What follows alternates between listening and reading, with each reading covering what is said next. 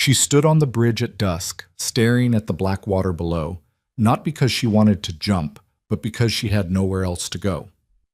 Evelyn Hart had exactly 47 cents left to her name, a dead father's debts hanging over her head, and a fiancé who'd vanished the moment scandal touched her skin.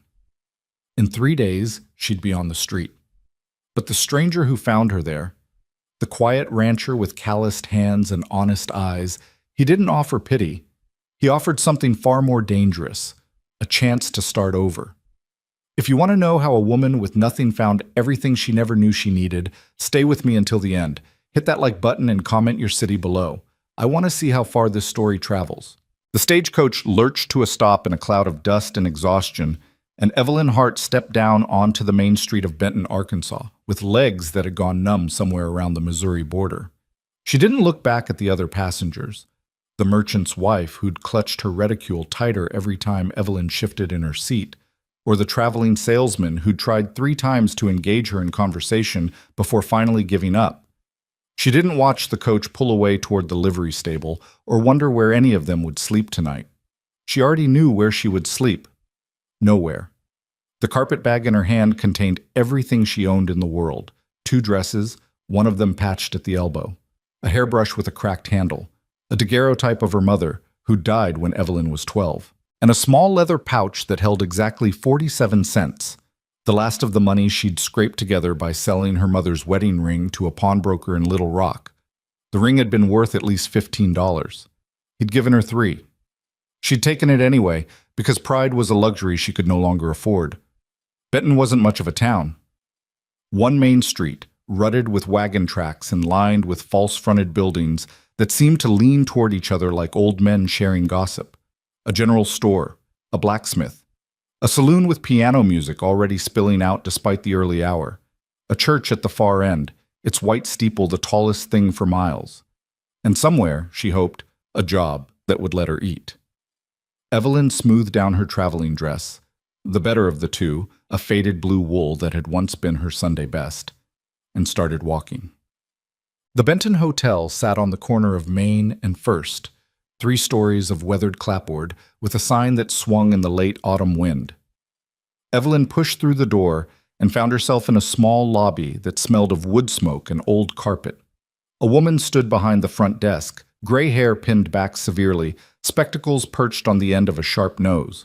She looked up when Evelyn entered, and her eyes made a quick assessment. The worn carpet bag, the travel-stained dress, the way Evelyn's shoulders hunched slightly forward as if bracing against a blow. "Help you?" "I'd like a room, please." Evelyn kept her voice steady. "Just for tonight. 50 cents. Evelyn's stomach dropped. She had 47 cents. 47 cents between her and the street. She swallowed. "Is there anything less expensive? A smaller room, perhaps? Or, this ain't St. Louis, miss. We got one rate." The woman's eyes narrowed slightly. "You got the money or not?" For a moment, Evelyn considered lying, considered saying yes, taking the key, and then, what? Sneaking out before dawn, adding theft to her list of sins? "I have 47 cents, she said quietly. "That's all." The woman's expression didn't change, but something in her eyes hardened. "Then I can't help you. Try the boarding house on Oak Street. Mrs. Patterson sometimes takes charity cases." Charity cases. The words hit like a slap, though Evelyn knew they were simply true. That was exactly what she was now. A charity case. A woman who couldn't pay her own way. "Thank you," she managed, and turned toward the door before the woman could see the heat rising in her cheeks. Mrs. Patterson's boarding house was a 2-story structure that had seen better days, probably sometime around the previous decade. Paint peeled from the porch railings, and the front steps sagged ominously when Evelyn put her weight on it. The woman who answered the door was stout, red-faced, and looked like she'd been interrupted in the middle of something unpleasant. "Whatever you're selling, I don't want it." "I'm not selling anything," Evelyn said quickly. "I'm looking for a room. The woman at the hotel said you sometimes—" "Can't pay, can you?" Evelyn felt her jaw tighten. "I can work. I'm a good cook, and I can clean, and I—" "Already got a cook. Already got a girl who cleans." Mrs. Patterson started to close the door. "Try the church." Reverend Morrison sometimes has, please. The word came out before Evelyn could stop it, raw and desperate in a way that made her want to bite her own tongue. Please, I just need a few days, time to find work. I'll do anything. Wash dishes, scrub floors, empty chamber pots. Mrs. Patterson paused, and for a moment something like pity flickered across her face, but then her expression hardened again. Where are you from? Little Rock. What brought you here? The question hung in the air like smoke. Evelyn could lie, could invent a story about a dead aunt or a failed romance, but lies had a way of catching up with you in small towns. She'd learned that the hard way.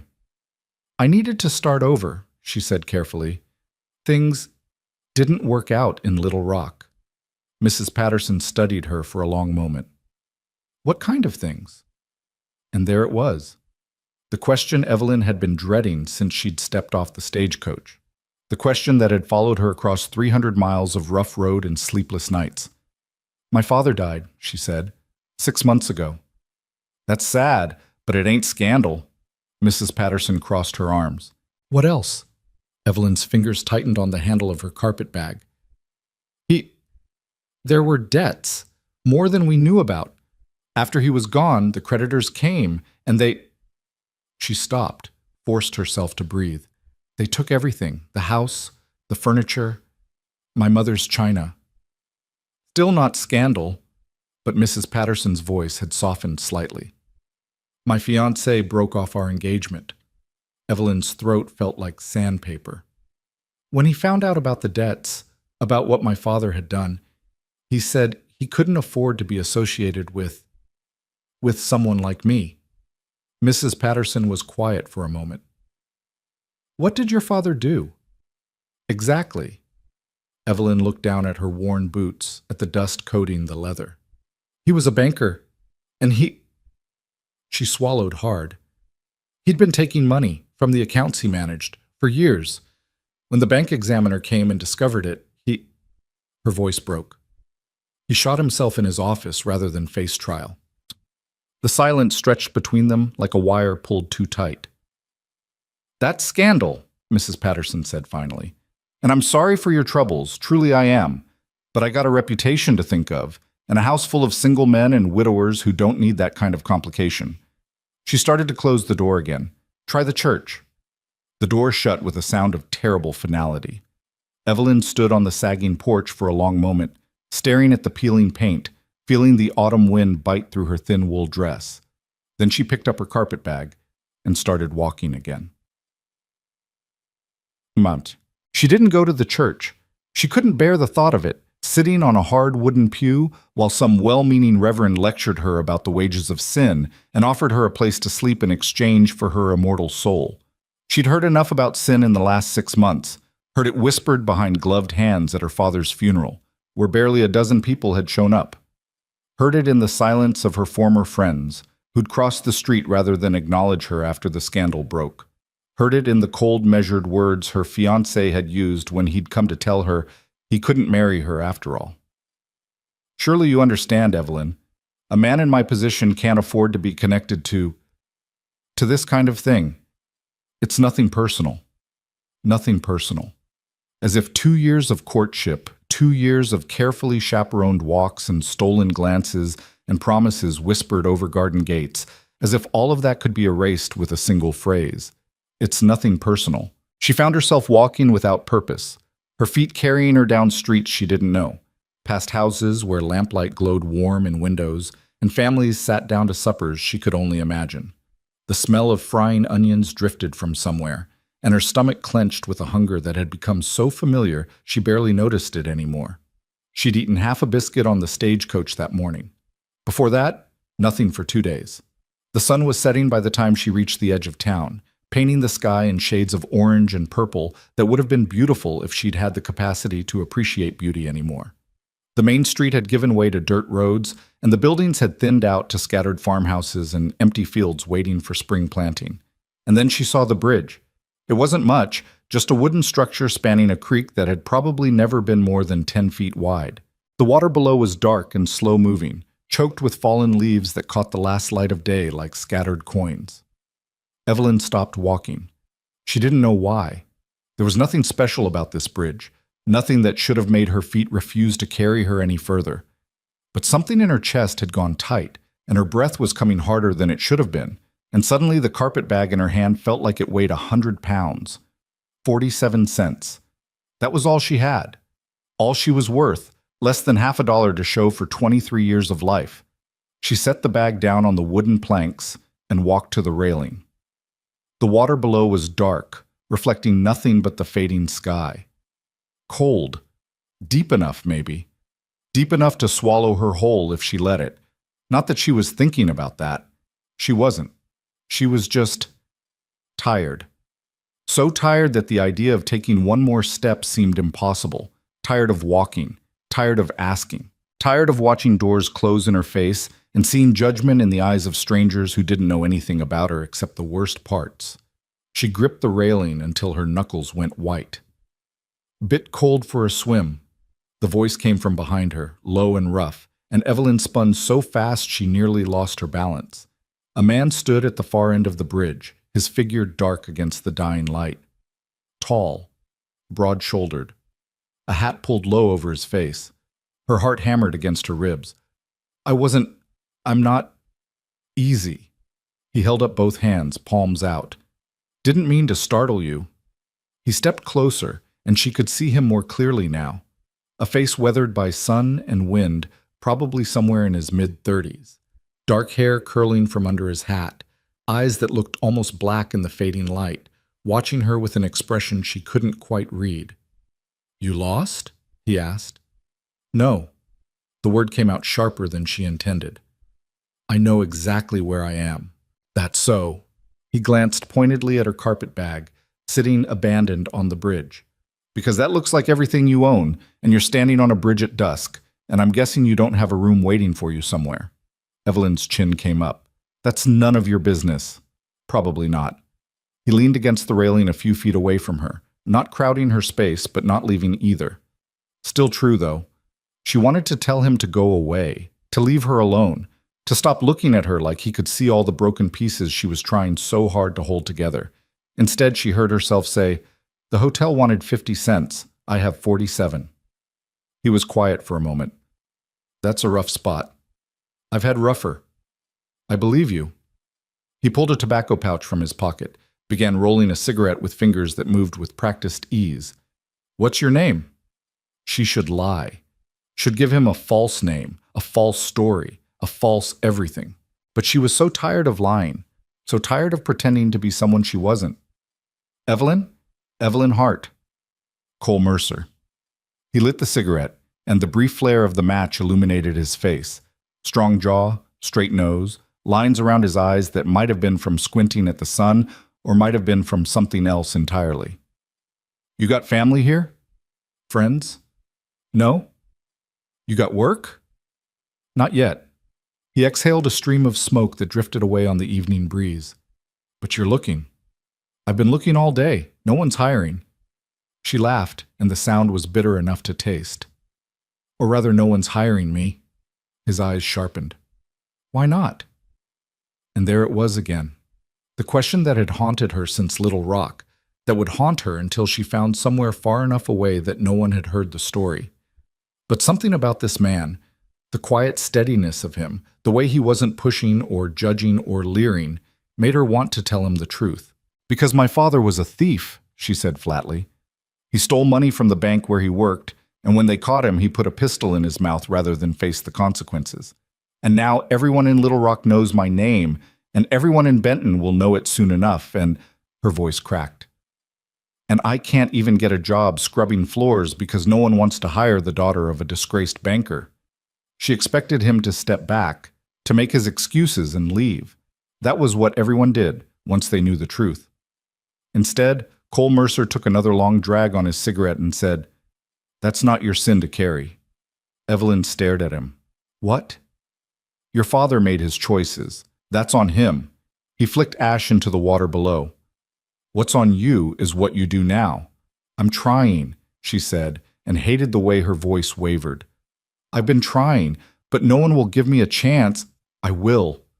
The words hung in the air between them, simple and shocking. I've got a ranch about 5 miles north of here, Cole continued, as if he hadn't just offered a complete stranger a lifeline. The place is called Mercer Creek. 60 head of cattle, a dozen horses, and a house that hasn't seen a proper meal since my mother passed 2 years ago. He looked at her directly, and his eyes weren't black after all. They were dark gray, the color of thunderclouds before a storm. I need a cook. Someone to handle the house, keep the place from falling apart while I'm working the cattle. There's a spare room you could have, private, with a lock on the door. And wages. Real wages, same as I'd pay anyone else. Evelyn's heart was pounding so hard she could hear it in her ears. You don't know me. No. I could be anyone. I could be lying about everything. Could be, he shrugged. But you're not. How do you know that? For the first time, something like a smile flickered across his weathered face. Because a woman who was lying wouldn't have told me the truth about her father. She'd have made up some pretty story about dead relatives and failed romances. Evelyn opened her mouth to respond, but no words came out. The offer stands, Cole said. You don't have to decide tonight, but if you want a place to think it over, there's a boarding house on Oak Street that... She turned me away. Evelyn's voice was barely a whisper. Once she heard about my father. Cole's jaw tightened just slightly. That right. The hotel, too, and the general store wasn't hiring, and the seamstress said she had enough help, and the saloon... She stopped, swallowed. The saloon offered me work, but not the kind I could accept. I imagine not. His voice had gone hard in a way that surprised her. Those sons of... He stopped himself, shook his head. That's a hell of a first day in a new town. I've had worse. You keep saying that. He dropped his cigarette, ground it out under his boot heel. Makes me think you mean it. Evelyn looked at him, this stranger with his rough hands and his quiet voice and his offer that seemed too good to be true.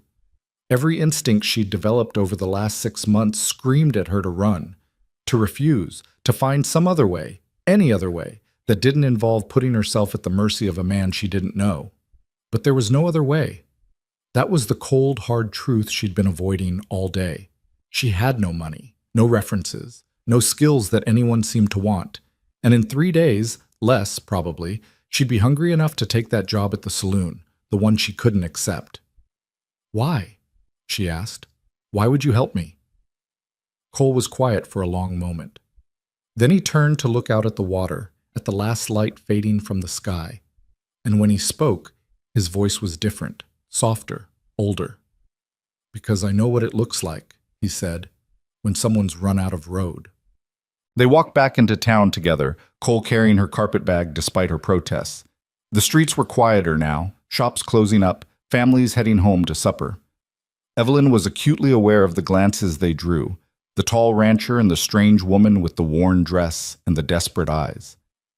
There's a place on Cedar Street, Cole said as they walked. The widow Taylor runs it. She's particular about who she takes in, but she's fair. Will she take me? Once she hears, she'll take you. You can't know that. Cole stopped walking and turned to face her. In the lamplight spilling from a nearby window, his face was all planes and shadows, unreadable. Margaret Taylor lost her husband to drink, he said quietly. Lost her son to a gunfight he didn't start. Lost her reputation to people who thought a woman alone was fair game for gossip. He paused. She doesn't judge people by what others say about them. She judges them by what she sees. Evelyn felt something loosen in her chest, just slightly. You know her well? She was my mother's closest friend. It was the first personal thing he'd told her, and somehow it made him seem more real.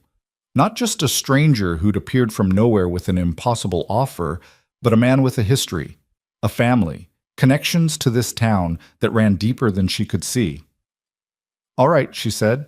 I'll stay at Mrs. Taylor's tonight. And tomorrow?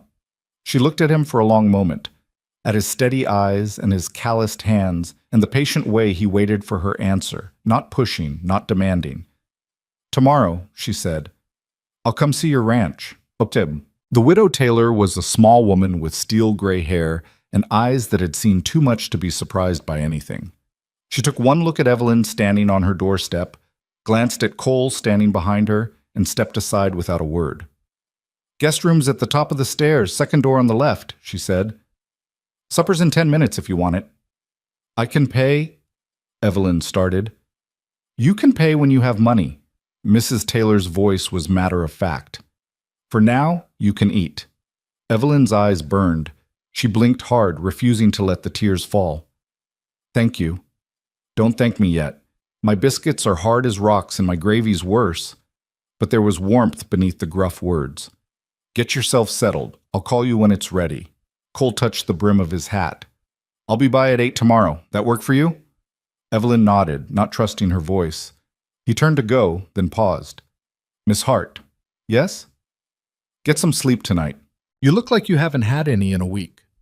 He was gone before she could respond, his boots echoing on the wooden porch, then fading into the evening dark. The room at the top of the stairs was small but clean, with a narrow bed covered in a faded quilt, a washstand with a chipped basin, and a window that looked out over a yard just visible in the moonlight. Evelyn set her carpet bag on the floor and sank onto the bed, suddenly so exhausted she could barely keep her eyes open.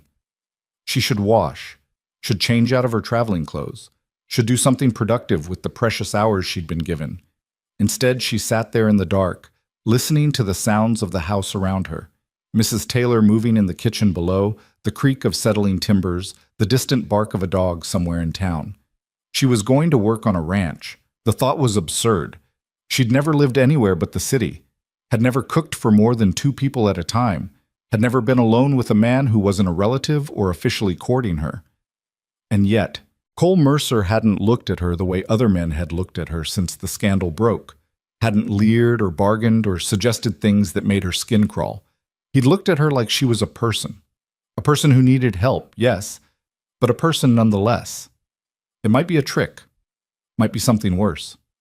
But sitting here in this small, clean room with the promise of supper waiting downstairs, Evelyn found she didn't have the energy to be suspicious anymore. She would go to the ranch tomorrow. She would see what kind of man Cole Mercer really was. And if she didn't like what she found, if something felt wrong, if he turned out to be different from how he'd seemed on the bridge, she would leave. She'd done it before. She could do it again. Supper was simple. Salt pork and beans, with biscuits that were indeed hard as rocks. But it was hot and filling, and Evelyn ate until her stomach ached. Mrs. Taylor watched her with knowing eyes, but said nothing about her obvious hunger. Cole says you might be going out to Mercer Creek tomorrow, she said instead, pouring them both cups of coffee so strong it could strip paint. Evelyn nodded warily. He offered me work. Good. That boy's been eating his own cooking for 2 years now, and it's a wonder he hasn't poisoned himself.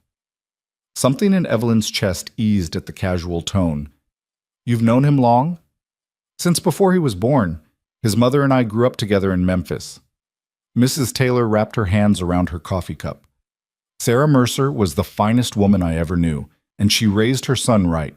Whatever you've heard about men who live alone on ranches, Cole isn't that. I haven't heard anything. I just got here today. I know. Mrs. Taylor's eyes were sharp. And I know what you told Cole about your father. He told me before he left, figured you should know that I know. Evelyn's hands tightened around her own cup. And you still let me stay? Girl, I've been a widow for 15 years. I've heard every lie this town has to tell about me, and I've watched people cross the street rather than say hello. Her voice was flat. What your father did has nothing to do with who you are. Anyone who says different is a fool. For the second time that day, Evelyn felt tears threatening. She blinked them back furiously.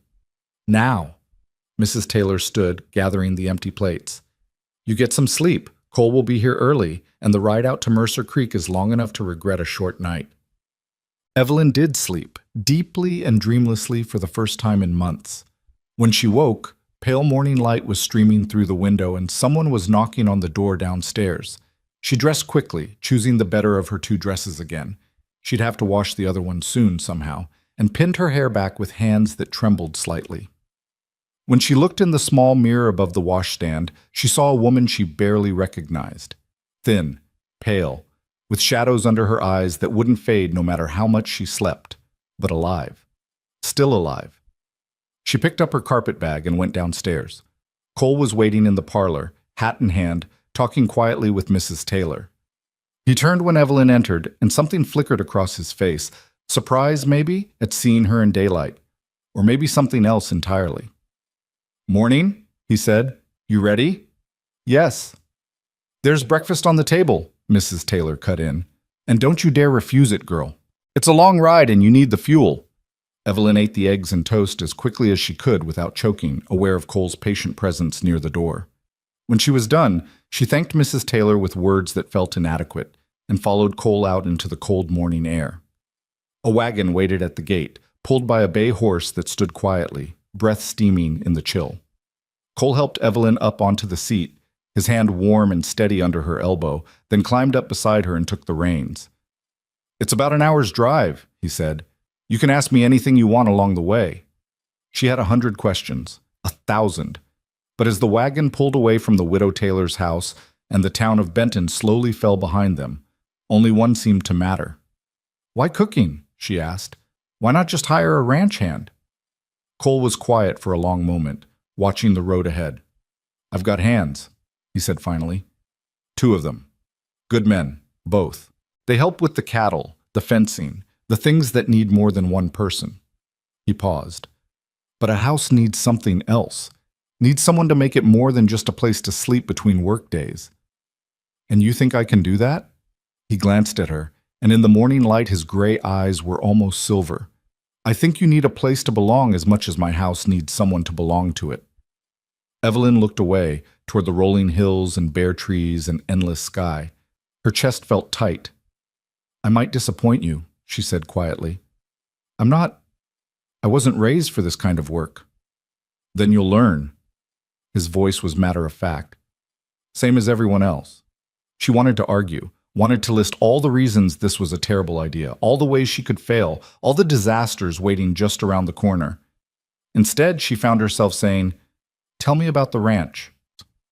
And as the wagon rattled down the dirt road toward whatever waited ahead, Cole Mercer began to talk. Mercer Creek sat in a valley between 2 low hills, sheltered from the worst of the wind and watered by the creek that gave it its name. The house was a 2-story structure of weathered wood and stone, with a porch that wrapped around 2 sides and windows that caught the morning sun. Behind it stood a large barn, a smaller outbuilding that might have been a bunkhouse and a series of fenced corrals where horses moved restlessly, their coats shining in the cold light. It was beautiful in a rough and practical way. Not grand, not elegant, nothing like the fine houses Evelyn had grown up around in Little Rock, but solid, real, a place that had been built to last. "The hands are out checking fence line," Cole said as he helped her down from the wagon. "You'll meet them at supper. For now, let me show you the house." The inside was exactly what she'd expected, and somehow not at all. The furniture was good quality but worn, well used by years of daily life. The kitchen was large, dominated by a cast-iron stove that looked like it hadn't been properly cleaned in months. Dust lay thick on surfaces, and the windows were clouded with grime. But there were also touches of something softer. A quilt draped over the back of a chair, its colors faded but its stitching still perfect. Dried flowers in a vase on the mantel, long since dead but carefully preserved. A woman's bonnet hanging on a hook by the door, as if its owner might come back for it any moment. "My mother's things," Cole said quietly, following her gaze. I haven't been able to." "You don't have to explain." Evelyn's voice was soft. "I understand." He nodded once, sharply, and moved toward the stairs. "Your room's up here. The lock works. I checked it this morning." The room he showed her was small but clean. Clearly someone had made an effort to prepare it for her arrival. A bed with a fresh quilt, a dresser with a small mirror, a window that looked out over the valley. "I'll leave you to settle in," Cole said. "When you're ready, the kitchen's yours. There's food in the larder, such as it is. We usually eat around noon, and again at sunset." He was almost out the door when she called after him. "Mr. Mercer?" He turned. "Thank you," she said, for all of this." Something shifted in his expression. Not quite a smile, but close. "Don't thank me yet," he said, echoing Mrs. Taylor's words from the night before. "You haven't tried my coffee." And then he was gone, boots heavy on the stairs, leaving Evelyn alone in a room that might become hers, in a house that might become home, if she was brave enough to let it. She found the larder stocked with basics: flour, sugar, salt, dried beans, a few precious jars of preserved fruit.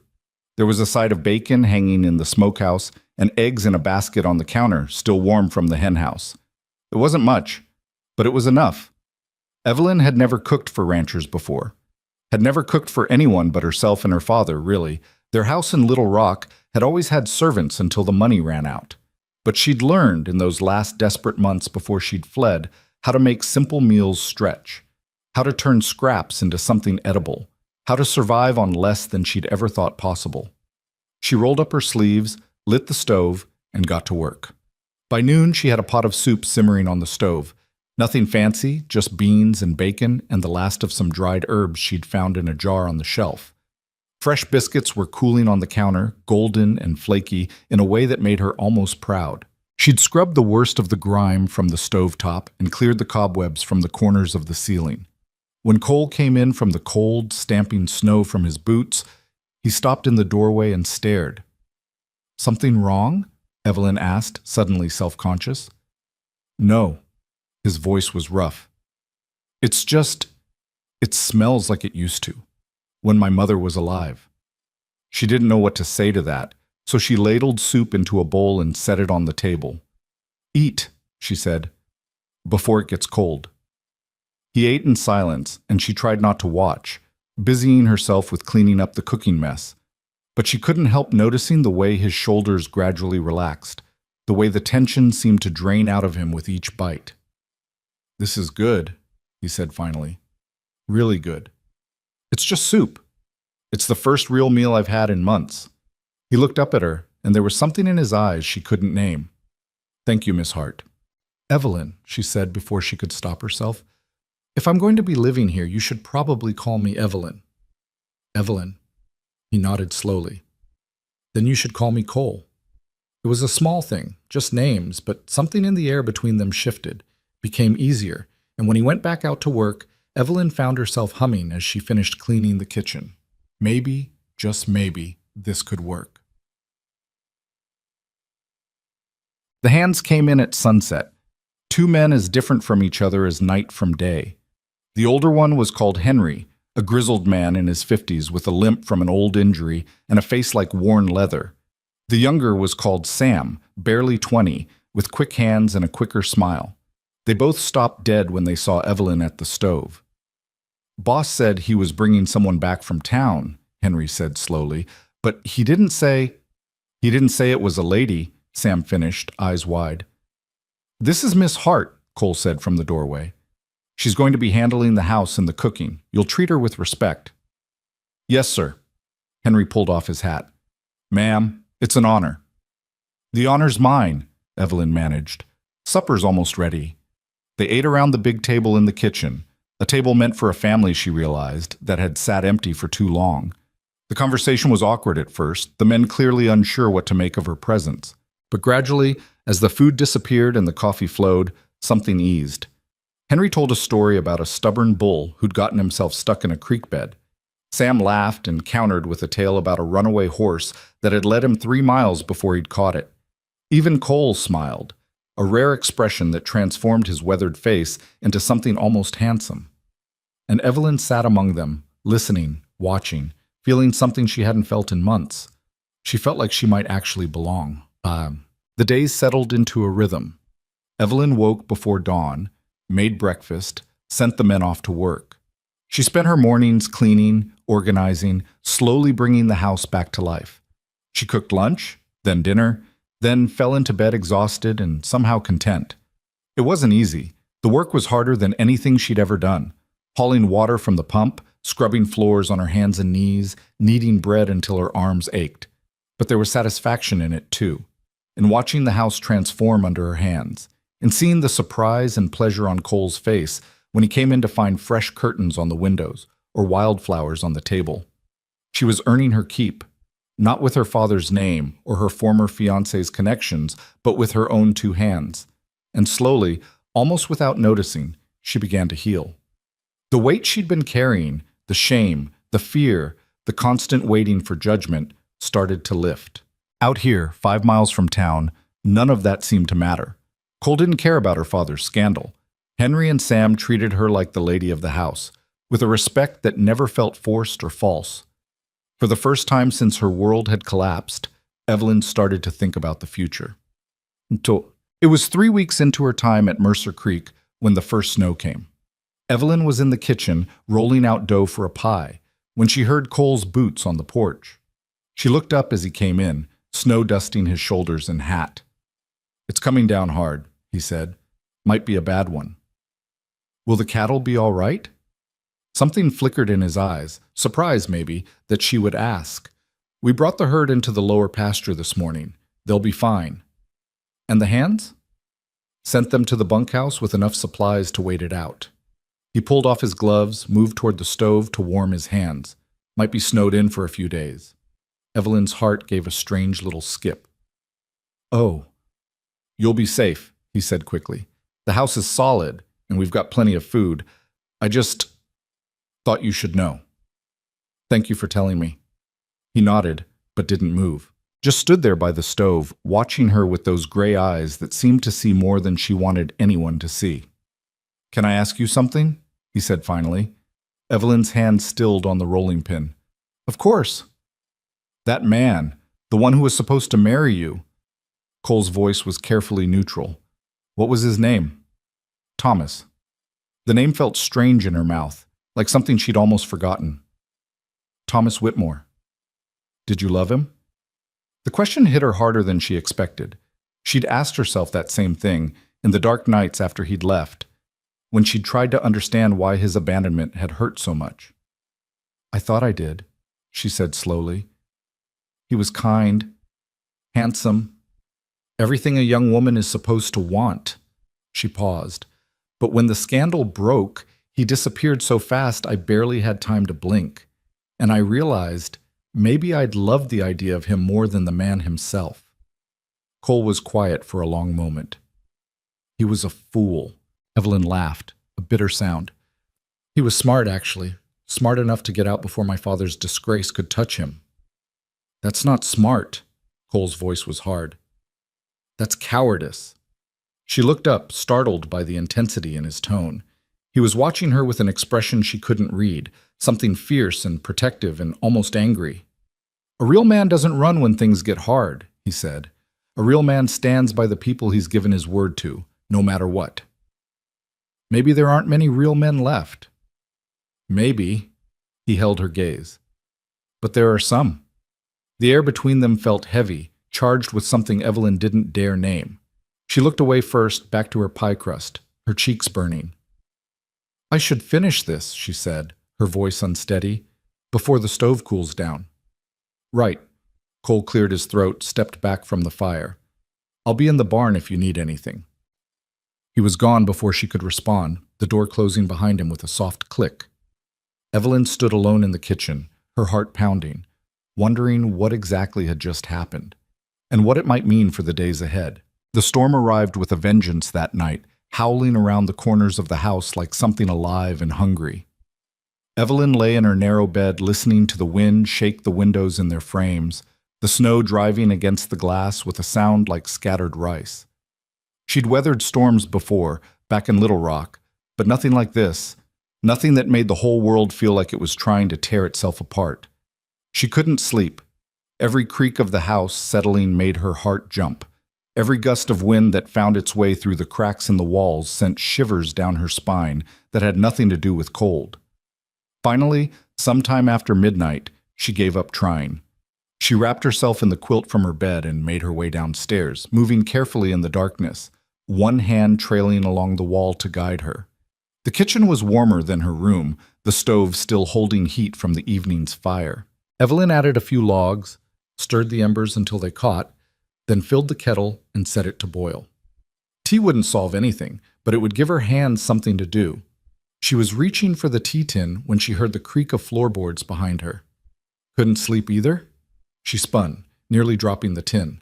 Cole stood in the doorway, his hair mussed from bed, wearing only trousers and an unbuttoned shirt that revealed a strip of bare chest. He looked as tired as she felt. "The wind," she said, aware that her voice sounded strange in the quiet. "It keeps finding ways in. Old house, more gaps than walls some days." He moved past her to the stove, close enough that she caught the scent of him, wood smoke and leather, and something underneath that was simply coal. "You making tea?" "I thought it might help." "Coffee would be better." "At this hour?" He shrugged, a small smile playing at the corner of his mouth. "Ranch hours. Sleep when you can, work when you have to. Coffee helps with both." Evelyn found herself smiling back despite her exhaustion. "Then coffee it is." They moved around each other in the small kitchen, their motions awkward at first but gradually finding a rhythm. Cole ground the beans while Evelyn heated water. She found cups while he located the sugar bowl, half empty and crusted around the edges. "My mother used to do this," he said quietly, watching the coffee drip into the pot. "When the storms came, she'd come down here, make coffee, sit by the stove until dawn." He paused. "Said she liked knowing the house was holding, that we were all safe inside." "She sounds like she was a wonderful woman." "She was." His voice was rough. "Best person I ever knew." Evelyn poured coffee into both cups, her hand steady despite the way her heart was racing. "How long has she been gone?"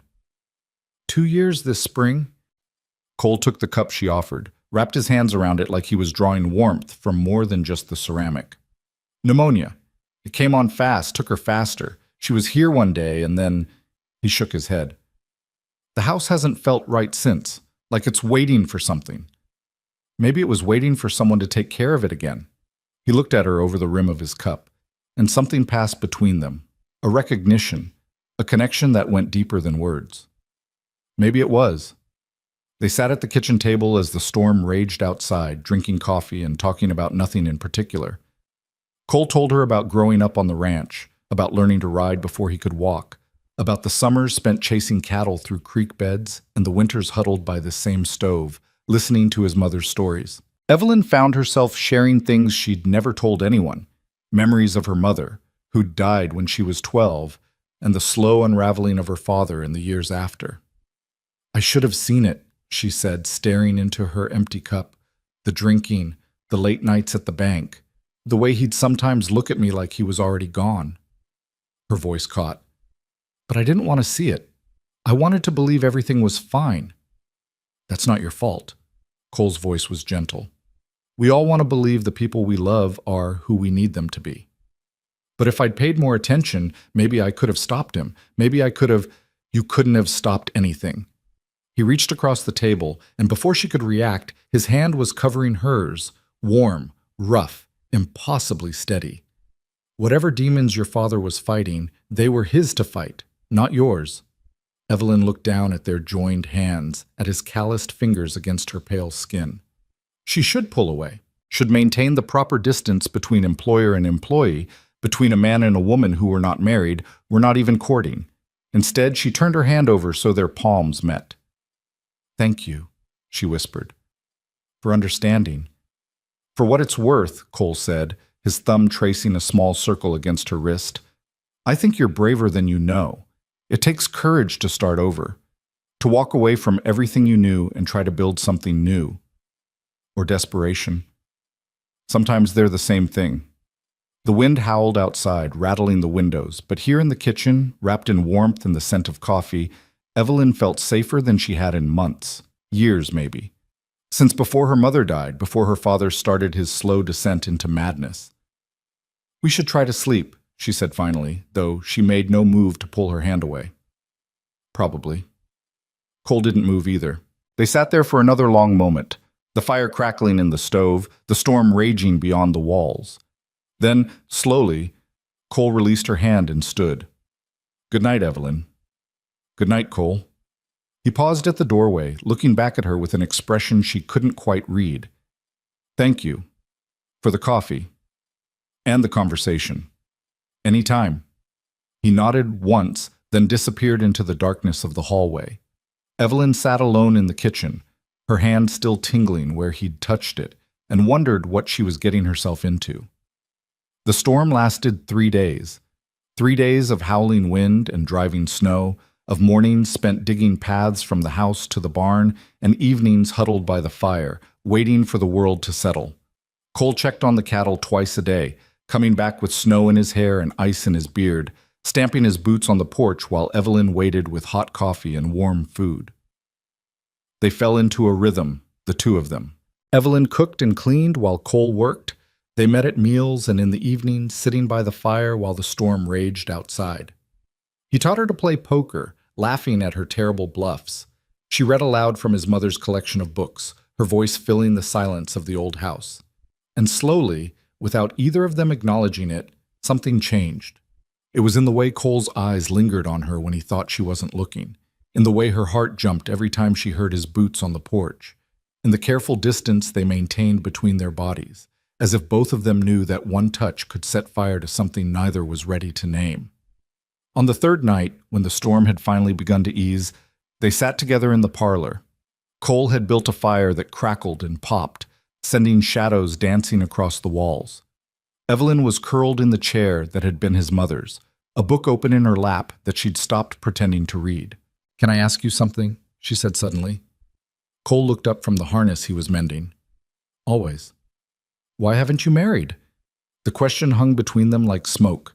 She watched him set down the harness, watched his hands still against the leather.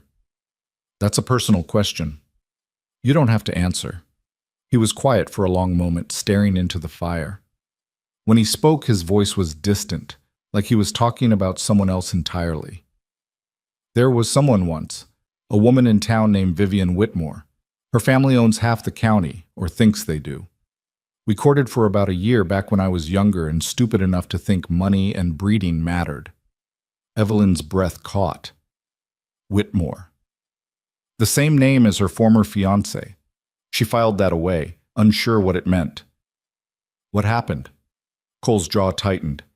"She wanted me to sell the ranch, move to town, become the kind of man who wears suits and sits in offices and lets other people do the real work." He shook his head. "I told her this land was my blood, same as it was my father's and his father's before him, that I'd sooner cut off my own arm than sell it to some stranger. And she didn't understand.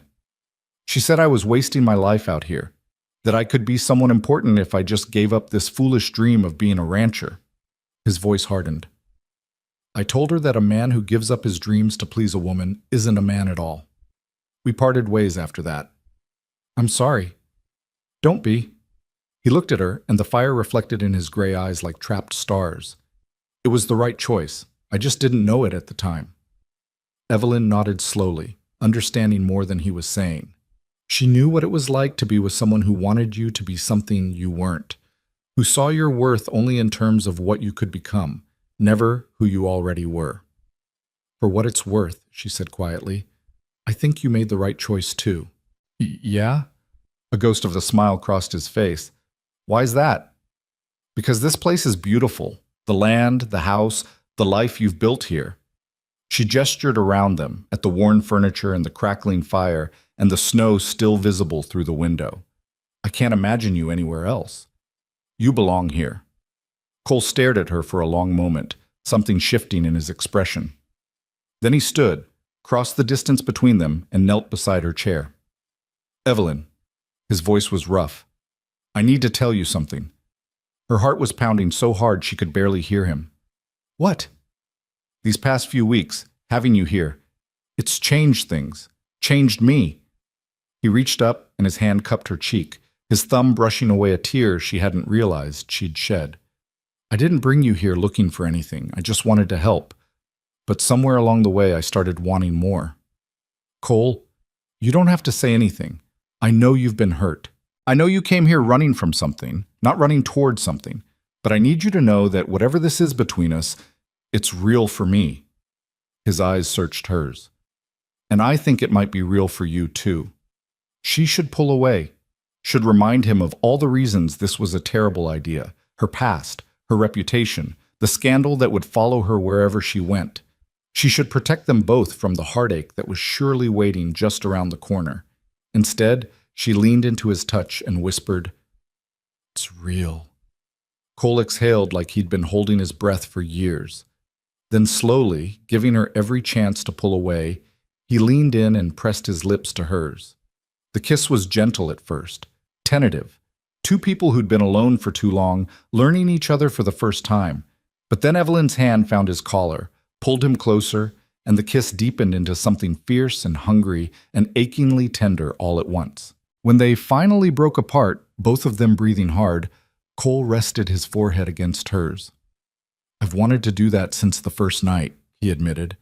"When you told me about your father on that bridge, I wanted to hold you and tell you everything would be all right. Why didn't you?" "Because you would have run, and I wasn't willing to risk losing you before I had a chance to know you." She laughed softly, the sound catching in her throat. "I probably would have run." And now? Evelyn thought about it. About the woman she'd been 3 weeks ago, standing on that bridge with 47 cents to her name and nowhere to go. About the woman she was becoming here in this house with this man who saw her as she really was. Now I'm exactly where I want to be. The days that followed the storm were unlike anything Evelyn had experienced before. The world outside was buried under 3 feet of snow, pristine and glittering in the winter sun. But inside the house, everything felt transformed. Cole was different with her now. Not demanding, not possessive, just present in a way he hadn't been before. He found excuses to be in the kitchen while she cooked, asking about recipes or sharing stories about his mother's cooking. He reached for her hand when they sat by the fire in the evenings, his thumb tracing absent patterns on her palm. And every morning, when she came downstairs to start breakfast, he was already there with coffee made and the stove stoked, as if he couldn't bear to let a single moment pass without seeing her. They didn't talk about the future. Not yet. The kiss had opened a door between them, but neither was quite ready to step through it completely. There were still too many unknowns, too many questions that would need answers once the snow melted and the world intruded again. But for now, in the cocoon of the storm's aftermath, they were simply two people learning what it meant to belong to each other. Henry and Sam dug their way out of the bunkhouse on the 4th morning, appearing at the kitchen door with snow in their beards and grins on their faces. "Thought we'd starve to death over there," Henry said, stamping his boots. "Nothing but jerky and cold beans for 3 days." "Poor things," Evelyn replied, already reaching for the bacon. "Sit down. Breakfast will be ready in 10 minutes. The older man's eyes flickered between Evelyn and Cole, who was sitting at the table with a cup of coffee, watching her move around the kitchen with an expression that was far too soft for a ranch boss looking at his cook. Henry said nothing, but the knowing look he exchanged with Sam spoke volumes. Life on the ranch resumed its normal rhythm, or tried to.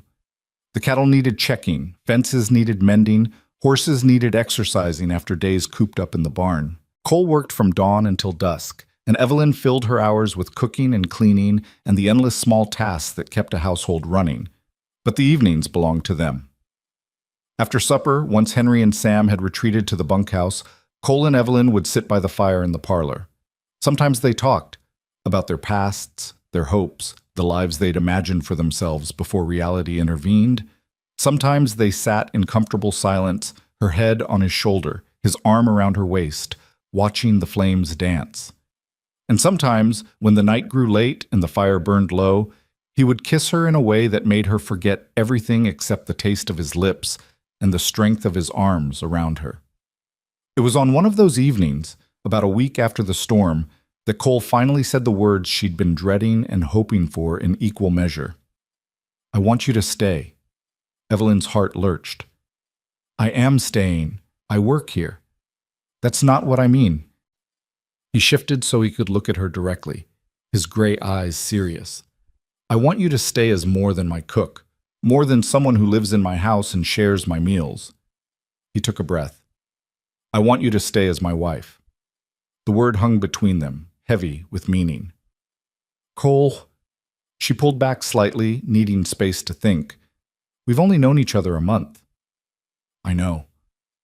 And I came here with nothing, no dowry, no prospects, no reputation worth having. The whole town probably thinks I'm—" "I don't care what the town thinks." His voice was fierce. "I care what you think.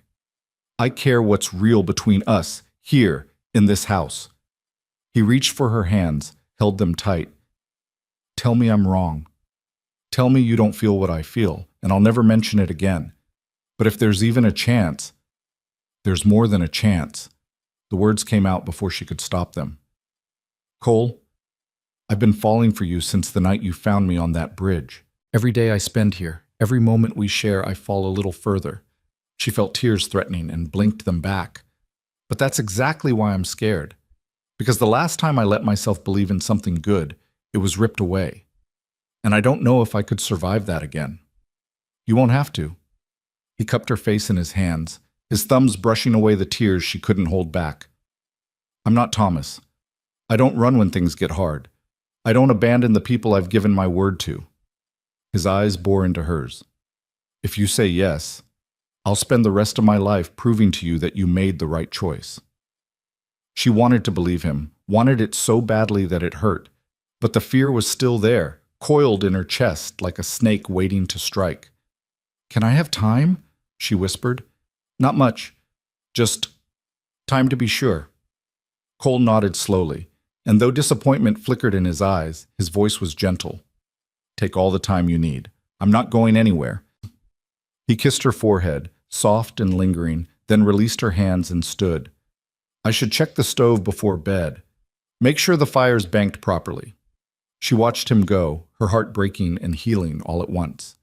December arrived with more snow and bitter cold, and the ranch settled into the quiet rhythms of winter. There was less work to be done outside. The cattle were in the winter pasture, the horses warm in the barn, but more time spent inside preparing for the holiday that loomed on the calendar like a question mark. Evelyn had never particularly liked Christmas. As a child, it had been fine. Presents and special meals and her mother's voice singing carols by the fire. But after her mother died, the holiday had become just another reminder of everything she'd lost. Her father had stopped celebrating entirely, preferring to spend Christmas Day at the bank, alone with his ledgers and his secrets. Now, though, something stirred in her chest when she thought about the holiday. Something that felt suspiciously like hope. We should decorate, she said one morning, looking around the bare parlor. Cole looked up from his coffee. Decorate? For Christmas. It's less than 2 weeks away, and this house looks like... She trailed off, not wanting to say it looked like a place where no one had celebrated anything in years.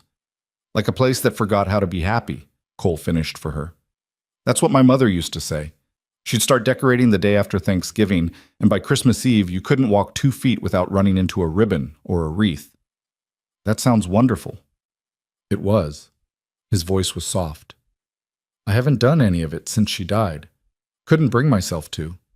Evelyn crossed the kitchen, knelt beside his chair. Would you let me?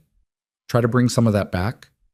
He looked at her for a long moment, something shifting in his expression. Then he nodded once, sharply. The decorations are in the attic, Mother's things. I haven't touched them, but... He cleared his throat. If you want to use them, you can. Are you sure? She would have liked you. The words came out rough, like they'd been scraped from somewhere deep inside him. She would have wanted the house to feel like a home again. Evelyn spent the next week transforming the ranch house. She found the boxes in the attic just where Cole had said they'd be. Dusty, but carefully packed, each item wrapped in tissue paper like precious treasure. There were ribbons and wreaths, candle holders and carved wooden ornaments, a set of hand-embroidered stockings with names stitched on the cuffs. Sarah, Robert, Cole. She hung the wreaths on every door, draped the ribbons along the mantel, filled the windows with candles that glowed warm and golden in the winter twilight. The ornaments went on a small pine tree that Henry and Sam cut from the ridge behind the barn, carried inside with much cursing and laughter, and set up in the corner of the parlor where it could be seen from both the kitchen and the fire. Cole said nothing as he watched the transformation, but she caught him sometimes, standing in doorways, looking at the decorations with an expression that was equal parts pain and wonder. On Christmas Eve, she hung the stockings from the mantel. You should take hers down, Cole said quietly. My mother's. It doesn't seem right. I think it's exactly right. Evelyn smoothed the fabric, traced the careful stitching. She was here. She matters, and the people we love don't stop being part of our lives, just because they're gone. Cole was silent for so long that she thought she'd said the wrong thing, but when she turned to look at him, his eyes were bright with unshed tears. Thank you, he said roughly. for understanding. They ate dinner that night by candlelight, roast chicken with root vegetables, fresh bread, a pie made from the last of the preserved apples.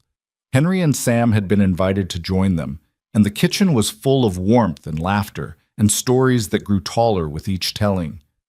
After the hands had gone back to the bunkhouse, stuffed full and slightly drunk on the whiskey Cole had produced for the occasion, Evelyn and Cole sat together by the fire. The tree sparkled in the corner, and the stockings hung empty on the mantel, waiting for morning. "I've been thinking," Evelyn said quietly. Cole's arm tightened around her shoulders. "About what I asked you?" "Yes." She felt him tense, bracing for disappointment. It made her heart ache, knowing that he expected rejection, that somewhere deep down, this strong, steady man believed she might still leave. "I came here with nothing," she said slowly, choosing her words with care. "Less than nothing, really. A dead father's debts, and a broken engagement, and a reputation that follows me like a shadow. I had no right to hope for anything good. No reason to believe anyone would ever look at me and see anything worth having. Evelyn, let me finish." She turned to face him, took both his hands in hers. "You offered me shelter when I had nowhere to go, work when no one else would hire me, a home when I'd forgotten what that word even meant." Her voice broke. "And then you offered me your heart, and I was so scared to take it because I didn't believe I deserved it. You do." His voice was fierce. "You deserve everything." "I'm starting to believe that." She smiled through tears. "Because of you. Because every day you show me what it looks like when someone loves without conditions, when someone stays." Cole's hands tightened on hers. "Evelyn, what are you saying?" She took a deep breath, let it out slowly. "I'm saying yes." For a moment, he didn't move, didn't breathe, just stared at her like he couldn't quite believe what he'd heard. "Yes?" he repeated. "Yes." She laughed, the sound bright and strange in the quiet room. "I'll marry you, Cole Mercer. I'll stay here on this ranch, in this house, with you, for as long as you'll have me." He pulled her into his arms so fast she gasped. His mouth found hers in a kiss that was desperate and tender and full of everything they hadn't been able to say. "Forever," he murmured against her lips. "I'll have you forever." They sat tangled together on the floor by the fire, laughing and crying and kissing until both of them were breathless. Outside, snow began to fall again, soft and silent, blanketing the world in white. It was, Evelyn thought, the best Christmas she'd ever had. The new year dawned cold and bright, and with it came changes that seemed to multiply with each passing day. Cole rode into town the week after Christmas and returned with a ring, a simple gold band with a small blue stone that caught the light like captured sky. "It was my mother's," he said as he slipped it on her finger. "She told me once to save it for the woman who made this house feel like home again." Evelyn's eyes blurred with tears. "It's perfect. You're perfect." He kissed her, soft and slow. "And now it's official. You're going to be my wife." The word still made her heart skip. Wife. She'd given up on that word, buried it along with all the other dreams that had died when her world collapsed. Now it rose again, bright and new and full of promise. They set the wedding for spring, early April, when the snow would be melted and the wildflowers would be blooming in the meadows. Evelyn wrote to Mrs. Taylor, asking if she would stand as witness, and received a reply within the week. She would be honored, and she was already planning the wedding supper. The news spread through Benton like wildfire. Cole Mercer, the bachelor rancher who'd refused every match the town's ambitious mothers had tried to arrange, finally engaged. And to a stranger, no less. A woman who'd appeared out of nowhere just a few months ago, with nothing but a carpetbag and a troubled past. Some people were kind about it. The shopkeeper's wife smiled warmly when Evelyn came to town for supplies, asked about wedding plans, offered the use of her own veil. The Reverend stopped by the ranch to offer his congratulations and discuss the ceremony. Even the hotel clerk who'd turned her away that first night managed a grudging nod of acknowledgement. But not everyone was pleased. The whisper started in late January. Small things at first, a pointed comment here, a turn back there. Evelyn noticed but tried to ignore it, focusing instead on the warmth of Cole's love and the promise of their future together. Then the letters began. The first one appeared in the post office box Cole kept in town. No return address. Just a single sheet of paper with words cut from newspapers and pasted together. Does he know what you really are? Cole found it when he went to pick up the mail. He brought it home, showed it to Evelyn, watched her face go pale as she read it. Probably just someone's idea of a joke, he said, though his jaw was tight. People can be cruel. Or someone who knows. Evelyn's voice was barely a whisper. Someone who knows about my father, about what happened in Little Rock. Even if they do, it doesn't change anything. He took the letter from her shaking hands, crumpled it, tossed it in the fire. You hear me? It doesn't change a single thing. She wanted to believe him, tried to believe him, but the fear that had been dormant for months stirred in her chest, opening one eye, waiting. The second letter came a week later. Same cutout words, same anonymous malice. The rancher's bride has dirty secrets. The third arrived 3 days after that. Ask her about her father, the thief. Cole burned them all, his face growing darker with each one, but the damage was already done. Evelyn could see it in the way certain people in town looked at her now, not with warmth or welcome, but with curiosity and something darker. Suspicion. Judgment. The past she'd tried so hard to outrun was catching up with her. It was mid-February when the truth finally broke loose, and it came from the last person Evelyn expected. She was in the general store picking up flour and sugar for the week's baking when the door swung open and a woman walked in. Tall, elegant, dressed in clothes that probably cost more than Evelyn had earned in her entire life. Dark hair swept up under a hat adorned with feathers and silk flowers. Eyes the color of ice, fixed on Evelyn with an expression of pure contempt. So, the woman said, her voice carrying across the small store, you're the one who's managed to trap Cole Mercer. Evelyn's spine stiffened. I beg your pardon?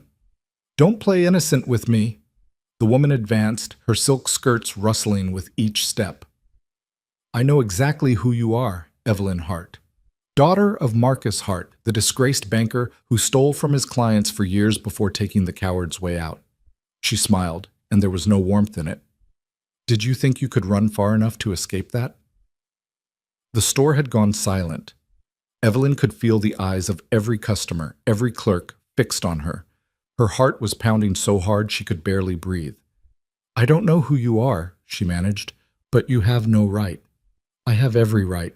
The woman's chin lifted. I'm Vivian Whitmore. Cole and I were practically engaged before you showed up and poisoned his mind against me. Whitmore. The name hit Evelyn like a physical blow. The same name as Thomas, her former fiancé. The same family that had abandoned her when she needed them most. We were never engaged, Evelyn said slowly. Cole told me about you. You wanted him to give up his ranch, to become someone he's not. Something flickered in Vivian's eyes. Surprise, maybe, that Cole had shared their history, but it was quickly masked by fresh contempt. Cole was young and foolish then. He didn't understand what I was offering him. Her voice hardened. But he's about to make an even bigger mistake now, and I won't let that happen, not while I still have a chance to save him. Save him from what? From you. Vivian stepped closer, close enough that Evelyn could smell her expensive perfume. I know everything about you, Miss Hart, every sordid detail. And by the time I'm done, so will everyone in this town. She swept out of the store without another word, leaving Evelyn standing alone in the middle of the aisle, surrounded by witnesses who would spread this story before sundown.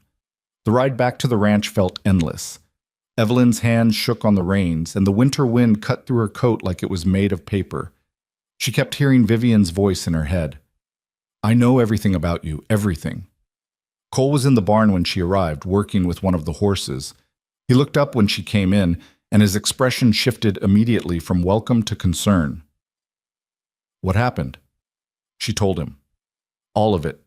Vivian Whitmore in the general store, the accusations, the threat, the promise to expose every detail of her past to the entire town. Cole listened in silence, his jaw growing tighter with each word. When she finished, he pulled her into his arms and held her so tight she could barely breathe. I'm sorry, she whispered against his chest. I'm so sorry. I thought I could outrun it. I thought if I just came far enough, started over completely. Stop. His voice was rough. Don't apologize for something that isn't your fault. But Vivian Whitmore is a bitter woman who can't accept that I didn't want her. He pulled back, cupped her face in his hands. She doesn't get to decide our future. She doesn't get to destroy what we're building. Not her, not anyone. She said she knows everything about my father, about Little Rock. Let her know. Let the whole town know. His eyes blazed. None of it changes who you are. None of it changes how I feel about you. Evelyn searched his face, looking for doubt, for hesitation, for any sign that he was simply saying what she needed to hear. She found nothing but fierce, unwavering love. You really don't care? She whispered. I care about you. He kissed her forehead. I care about our future. I care about the life we're going to build together on this ranch. Another kiss, on each cheek. What I don't care about is gossip or scandal or the opinions of small-minded people who have nothing better to do than tear others down. She closed her eyes, let his words wash over her like warm water. I love you, she said. I love you so much it terrifies me. Good. She could hear the smile in his voice. That means you understand exactly how I feel. The week that followed was tense, waiting for the other shoe to drop. Evelyn tried to go about her normal routine, cooking, cleaning, caring for the house, but her ears were always straining for the sound of a horse approaching, the knock at the door that would signal the arrival of whatever disaster Vivian Whitmore was planning. Cole was solid as always, a steady presence that kept her anchored when her fears threatened to pull her under. He never mentioned Vivian or the scene in the store, but she caught him sometimes checking the road to town, his hand resting on the rifle he kept by the door. The storm broke on a Thursday afternoon. Evelyn was in the kitchen, kneading bread, when she heard hooves outside. Lots of hooves, more than just one rider. She wiped her hands on her apron and moved to the window, her heart already racing. A small crowd had gathered in front of the house. Maybe a dozen people, including several she recognized from town, the hotel clerk, the seamstress, a few of the shopkeepers. And at their head, seated on a beautiful black horse, was Vivian Whitmore. Cole came out of the barn at a run, Henry and Sam close behind him. He positioned himself between the crowd and the house, feet planted, arms crossed. "This is private property," he said, his voice carrying clearly in the cold air. "You're not welcome here. We've come to deliver a message." Vivian's voice was smooth, practiced, the voice of someone who'd been rehearsing this moment. "The good people of Benton want you to know what kind of woman you've brought into their midst." "I know exactly what kind of woman Evelyn is." "Do you?" Vivian produced a sheet of paper from her saddlebag, unfolded it with deliberate care. "Did you know her father stole over $50,000 from the families he was supposed to be helping? Did you know he left widows and orphans destitute while he gambled their money away?" She smiled coldly. "Did you know she was engaged to my cousin Thomas, and he broke it off the moment he discovered who her father really was?" A murmur ran through the crowd. Evelyn watched from the window, her hands pressed against the glass, bile rising in her throat. "I know all of it," Cole said flatly. "She told me herself, before she ever set foot on this ranch." Vivian's smile faltered just slightly. "And you still—" "I still asked her to marry me. I still want her as my wife. Because unlike some people, I judge others by who they are, not who their fathers were." "She's a liar," Vivian pressed. "A deceiver. She came here pretending to be something she's not. She came here with nothing," Cole cut in, his voice rising. 47 cents to her name and nowhere to sleep. She could have lied, could have made up any story she wanted. Instead, she told me the truth. The whole ugly truth, even though she knew it might make me turn her away. He turned to face the crowd, and something in his posture changed, became larger somehow, more commanding. "That took more courage than any of you have ever shown. So if you want to judge her for her father's sins, you can go right ahead. But you'll do it from beyond my property line, or you'll answer to me." Silence fell over the crowd. Some of them shifted uncomfortably, no longer quite so certain of their righteous purpose. Others exchanged glances, reconsidering their presence here. Vivian's face had gone red with fury. "You're making a mistake, Cole Mercer. When this scandal destroys you, don't say I didn't warn you." The only scandal here is a bitter woman who can't accept rejection. Cole's voice was cold. Now get off my land before I forget my manners. For a long moment, nobody moved. Then, slowly, the crowd began to disperse, some heading back toward town, others lingering at the edge of the property as if unsure what to do next. Vivian sat rigid on her horse, staring at Cole with an expression of pure hatred. "This isn't over," she said finally. "Yes, it is."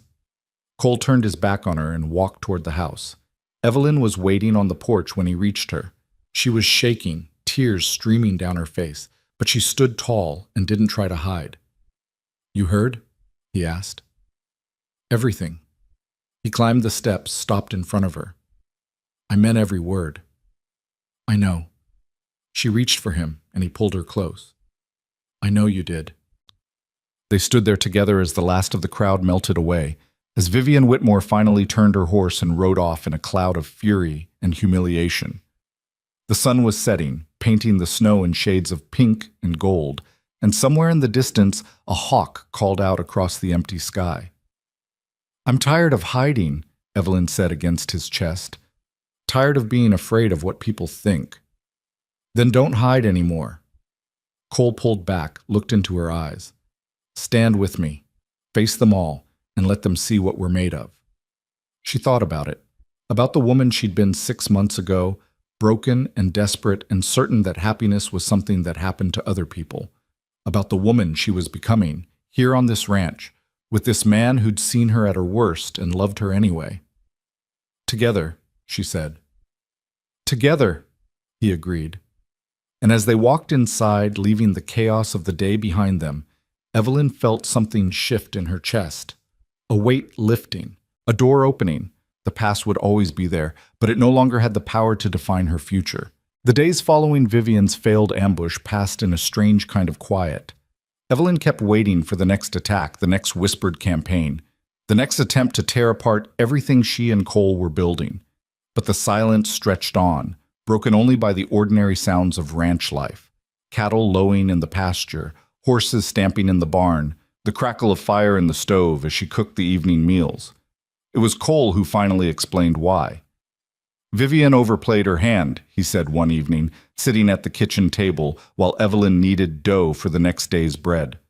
"She thought the town would rally behind her, run you out on a rail. Instead, she just reminded everyone why they never liked her in the first place." Evelyn paused, flour dusting her wrists. "What do you mean?" "The Whitmores have been looking down on this town for generations, taking land, buying up debts, treating everyone like servants." Cole's jaw tightened. "When Vivian showed up at our gate with her little mob, half of them were there because they were scared of what she'd do if they refused, not because they actually cared about your father's sins. And now? Now they've seen that standing up to her doesn't mean the sky falls down." He reached for her hand, pulled it to his lips despite the flour. "You've got more allies than you know, Evelyn. People who respect courage when they see it." She wanted to believe him, wanted it desperately, but the fear was still there, coiled somewhere deep in her chest, whispering that this peace was temporary, that something worse was coming. She just didn't know what. February gave way to March, and with it came the first hints of spring. The snow began to melt, revealing patches of brown earth that would soon turn green.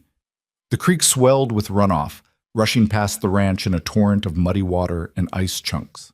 The cattle grew restless, sensing the change in the air, and Cole and the hand spent long days moving them to higher ground before the flooding could reach the lower pastures. Evelyn threw herself into wedding preparations with a fervor that surprised even her.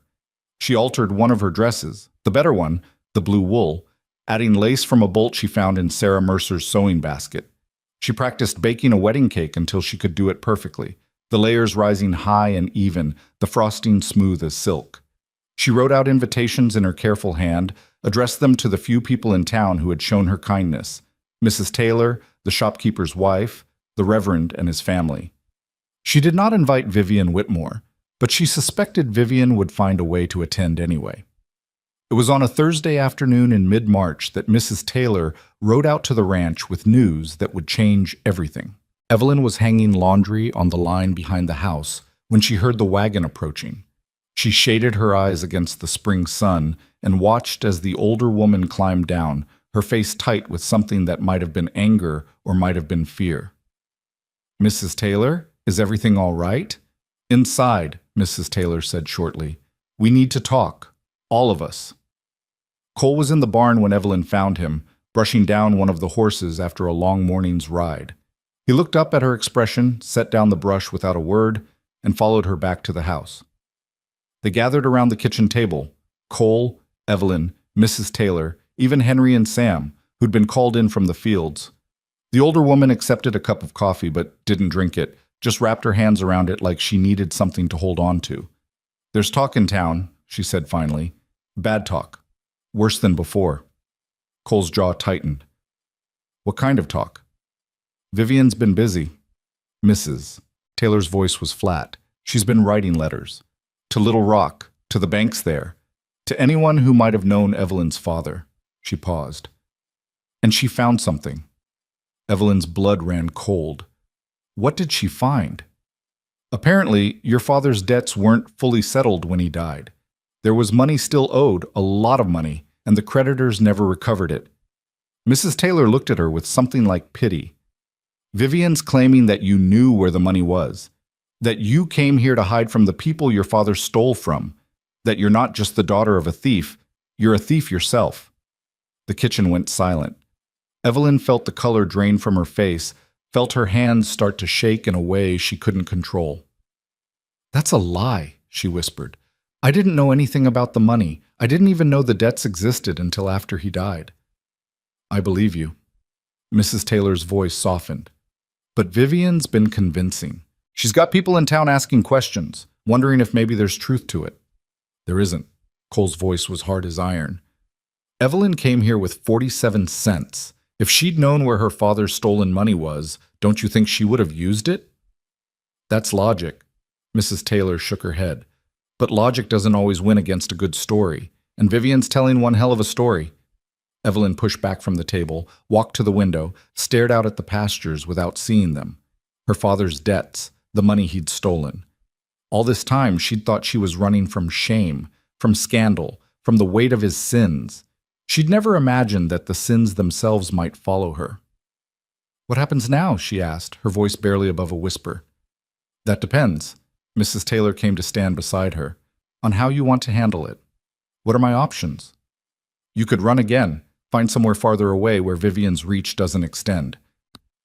The older woman's voice was gentle. "Or you could stay. Face this head on. Prove that you have nothing to hide." Evelyn closed her eyes. 6 months ago, she would have run, would have packed her carpet bag, climbed on the first stagecoach out of town, and never looked back. Running was what she knew. Running was safe. But running meant leaving Cole, leaving the ranch, the house, the life she'd started to build, leaving the first place that had ever felt like home. "I'm not running," she said, opening her eyes. "Not this time." She turned to face the room, saw Cole watching her with an expression of fierce pride, saw Henry and Sam exchanging glances, their weathered faces set with determination, saw Mrs. Taylor nod slowly, as if she'd expected nothing less. "Then we fight," Cole said, "together." The next weeks were a flurry of activity. Cole rode into Little Rock himself, spent 3 days tracking down records and talking to anyone who remembered the Hart family and their fall from grace. He came back with a stack of papers and a grim expression. "Your father's debts were settled," he said, spreading the documents across the kitchen table. "The bank seized everything, the house, the furniture, the investments. By the time the creditors were done, there was nothing left. Nothing hidden, nothing missing." Evelyn stared at the papers, at the official stamps and signatures that confirmed what she'd always known. "Then where is Vivian getting her information?" "She's making it up." Cole's voice was disgusted. "Or twisting the truth so far it might as well be a lie. She found some old letter from one of the creditors complaining that the estate hadn't covered all the losses. But that's not the same as money being hidden. That's just math." "Will it be enough? To convince people?" "It should be." He reached for her hand. "But there's only one way to know for sure." They called a meeting at the church, the only building in Benton large enough to hold everyone who wanted to attend. The Reverend agreed to host it, though his face was troubled as he unlocked the doors and lit the lamps. "This is irregular," he said, "a public airing of private matters. I'm not sure it's wise." "It's necessary," Cole replied. "Evelyn deserves the chance to defend herself, and the town deserves to know the truth." The pews filled quickly. Evelyn watched from the front of the church as familiar faces filed in: the shopkeeper and his wife, the hotel clerk, the seamstress, dozens of others whose names she didn't know, but whose judgment she feared. Mrs. Taylor sat in the front row, her presence a small comfort in a sea of uncertainty. And then Vivian Whitmore swept in, trailing silk and self-satisfaction, and took a seat directly in the center of the church where everyone could see her. Cole stepped forward, raising his hand for silence. The murmur of conversation faded, replaced by an expectant hush. "Thank you all for coming," he said, his voice carrying to the back of the room. "I know this is unusual, but there have been accusations made against my fiancée, serious accusations, and she deserves the chance to answer them publicly." He turned, held out his hand to Evelyn. She took it, felt the strength of his grip, and stepped forward to face the town that had been whispering about her for weeks. "My name is Evelyn Hart," she began, and her voice only trembled a little. "6 months ago, I came to Benton with nothing but a carpetbag and a past I couldn't escape. My father was Marcus Hart, a banker in Little Rock.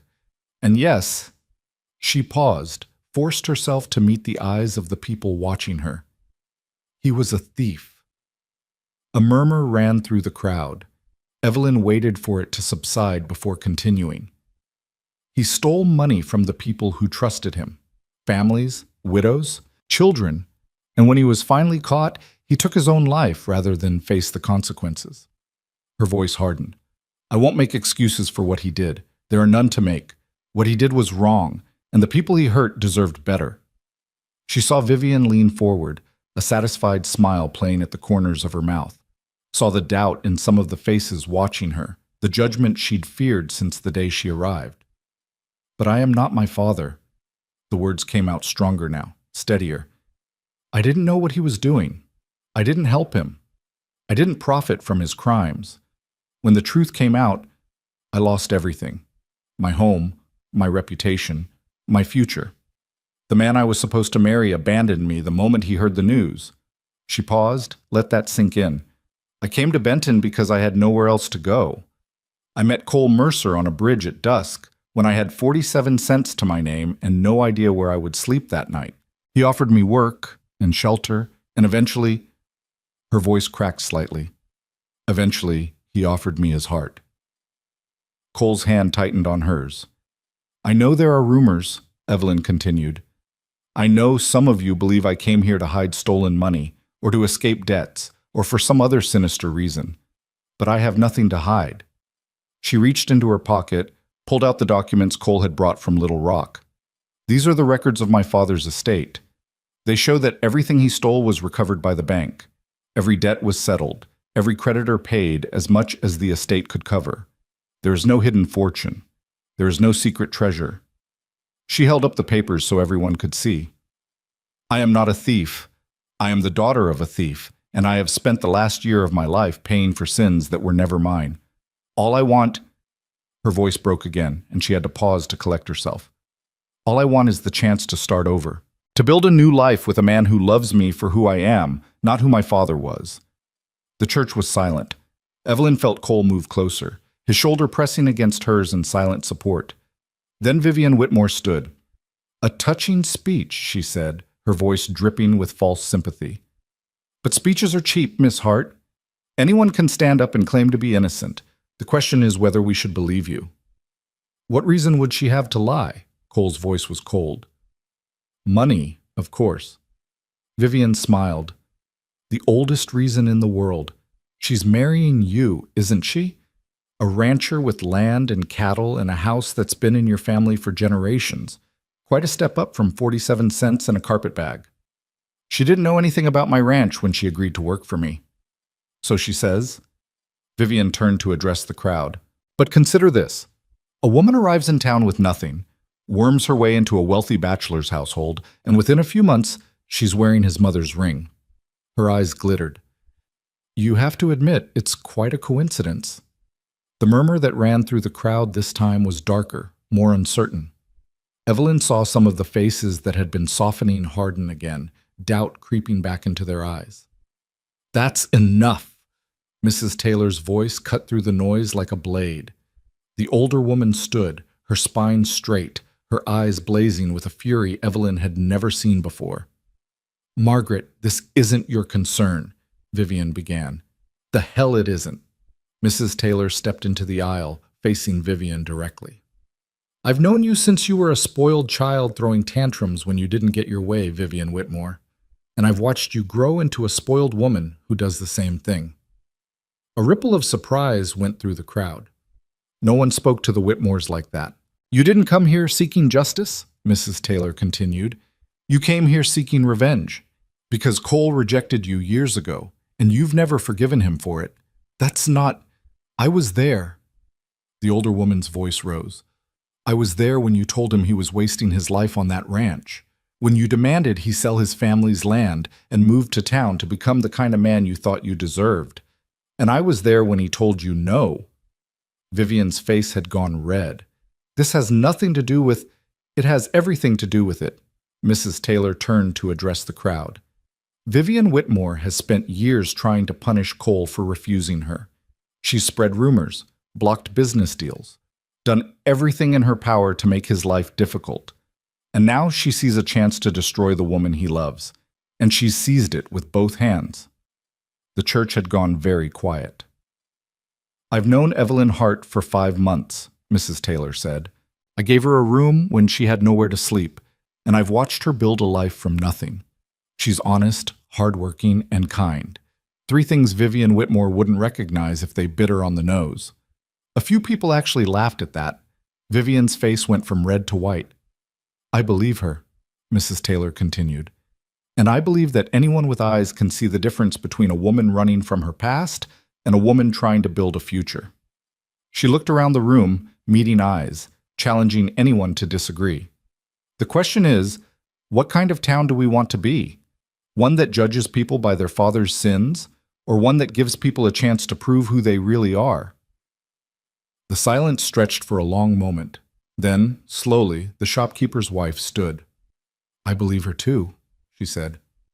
"She's been nothing but courteous since she arrived. Always pays her bills, always has a kind word. That's more than I can say for some people in this room." Another woman stood, then a man, then another and another, until nearly half the church was on its feet, their presence a silent testament to something that felt almost like support. Vivian looked around the room, her face a mask of fury and disbelief. For a moment, Evelyn thought she might say something else, might launch another attack, might double down on her accusations. Instead, she gathered her skirts and swept toward the door. "You'll regret this," she hissed as she passed Evelyn. "All of you will regret this." The door slammed behind her, and the tension in the room broke like a fever. That night, back at the ranch, Evelyn sat on the porch watching the stars come out. Cole was beside her, his arm around her shoulders, both of them wrapped in a quilt against the March chill. "I didn't expect that," she said quietly. "The people standing up for you?" "Any of it." She leaned into him, felt the solid warmth of his body. "I thought they'd believe her. I thought I'd have to run again." "I told you." His voice was soft. "You've got more allies than you know." "Because of Mrs. Taylor." "Because of you." He turned her face toward him, his fingers gentle under her chin. "Margaret Taylor doesn't defend people unless she believes in them. She believed in you because you gave her reason to." Evelyn closed her eyes against the sudden sting of tears. "I've spent so long expecting the worst, waiting for people to turn on me. I know. It's hard to trust, hard to believe that things might actually work out. I know that too." He kissed her forehead, soft and slow. "But you don't have to do it alone anymore. Whatever comes next, we'll face it together." She opened her eyes, looked up at the man who had saved her, not by rescuing her, but by giving her the space to rescue herself. "I love you," she said. "I don't think I say it enough." "You say it every day." He smiled, and it transformed his weathered face into something almost beautiful. "Every meal you cook, every fire you build, every time you stand on this porch and look at this land like it's actually yours." His voice dropped. "It is yours, you know, or it will be, soon enough." "The wedding. 3 weeks." His arm tightened around her. "Unless you've changed your mind." "Never." The word came out fierce, surprising even her. "I'm not running anymore, Cole. Not from you, not from this, not from anything." He didn't respond with words, just pulled her closer, held her tighter, and let the silence speak for both of them. The weeks leading up to the wedding were the happiest Evelyn had ever known. The fear that had haunted her since Little Rock didn't disappear entirely. Some wounds went too deep to heal that quickly, but it faded to a manageable whisper, easily drowned out by the warmth of Cole's love and the growing acceptance of the town. People stopped her on the street now to ask about wedding preparations. The seamstress offered to help with her dress, free of charge. The baker promised a cake that would be talked about for years.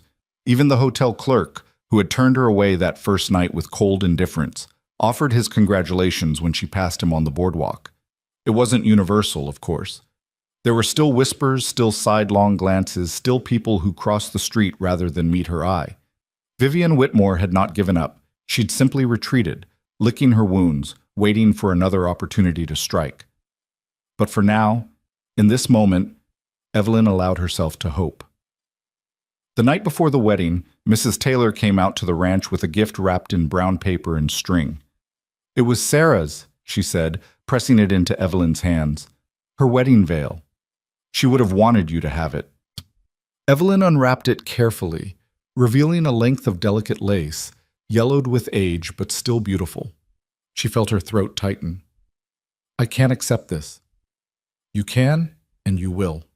Mrs. Taylor's voice brooked no argument. "Sarah was my closest friend for 30 years.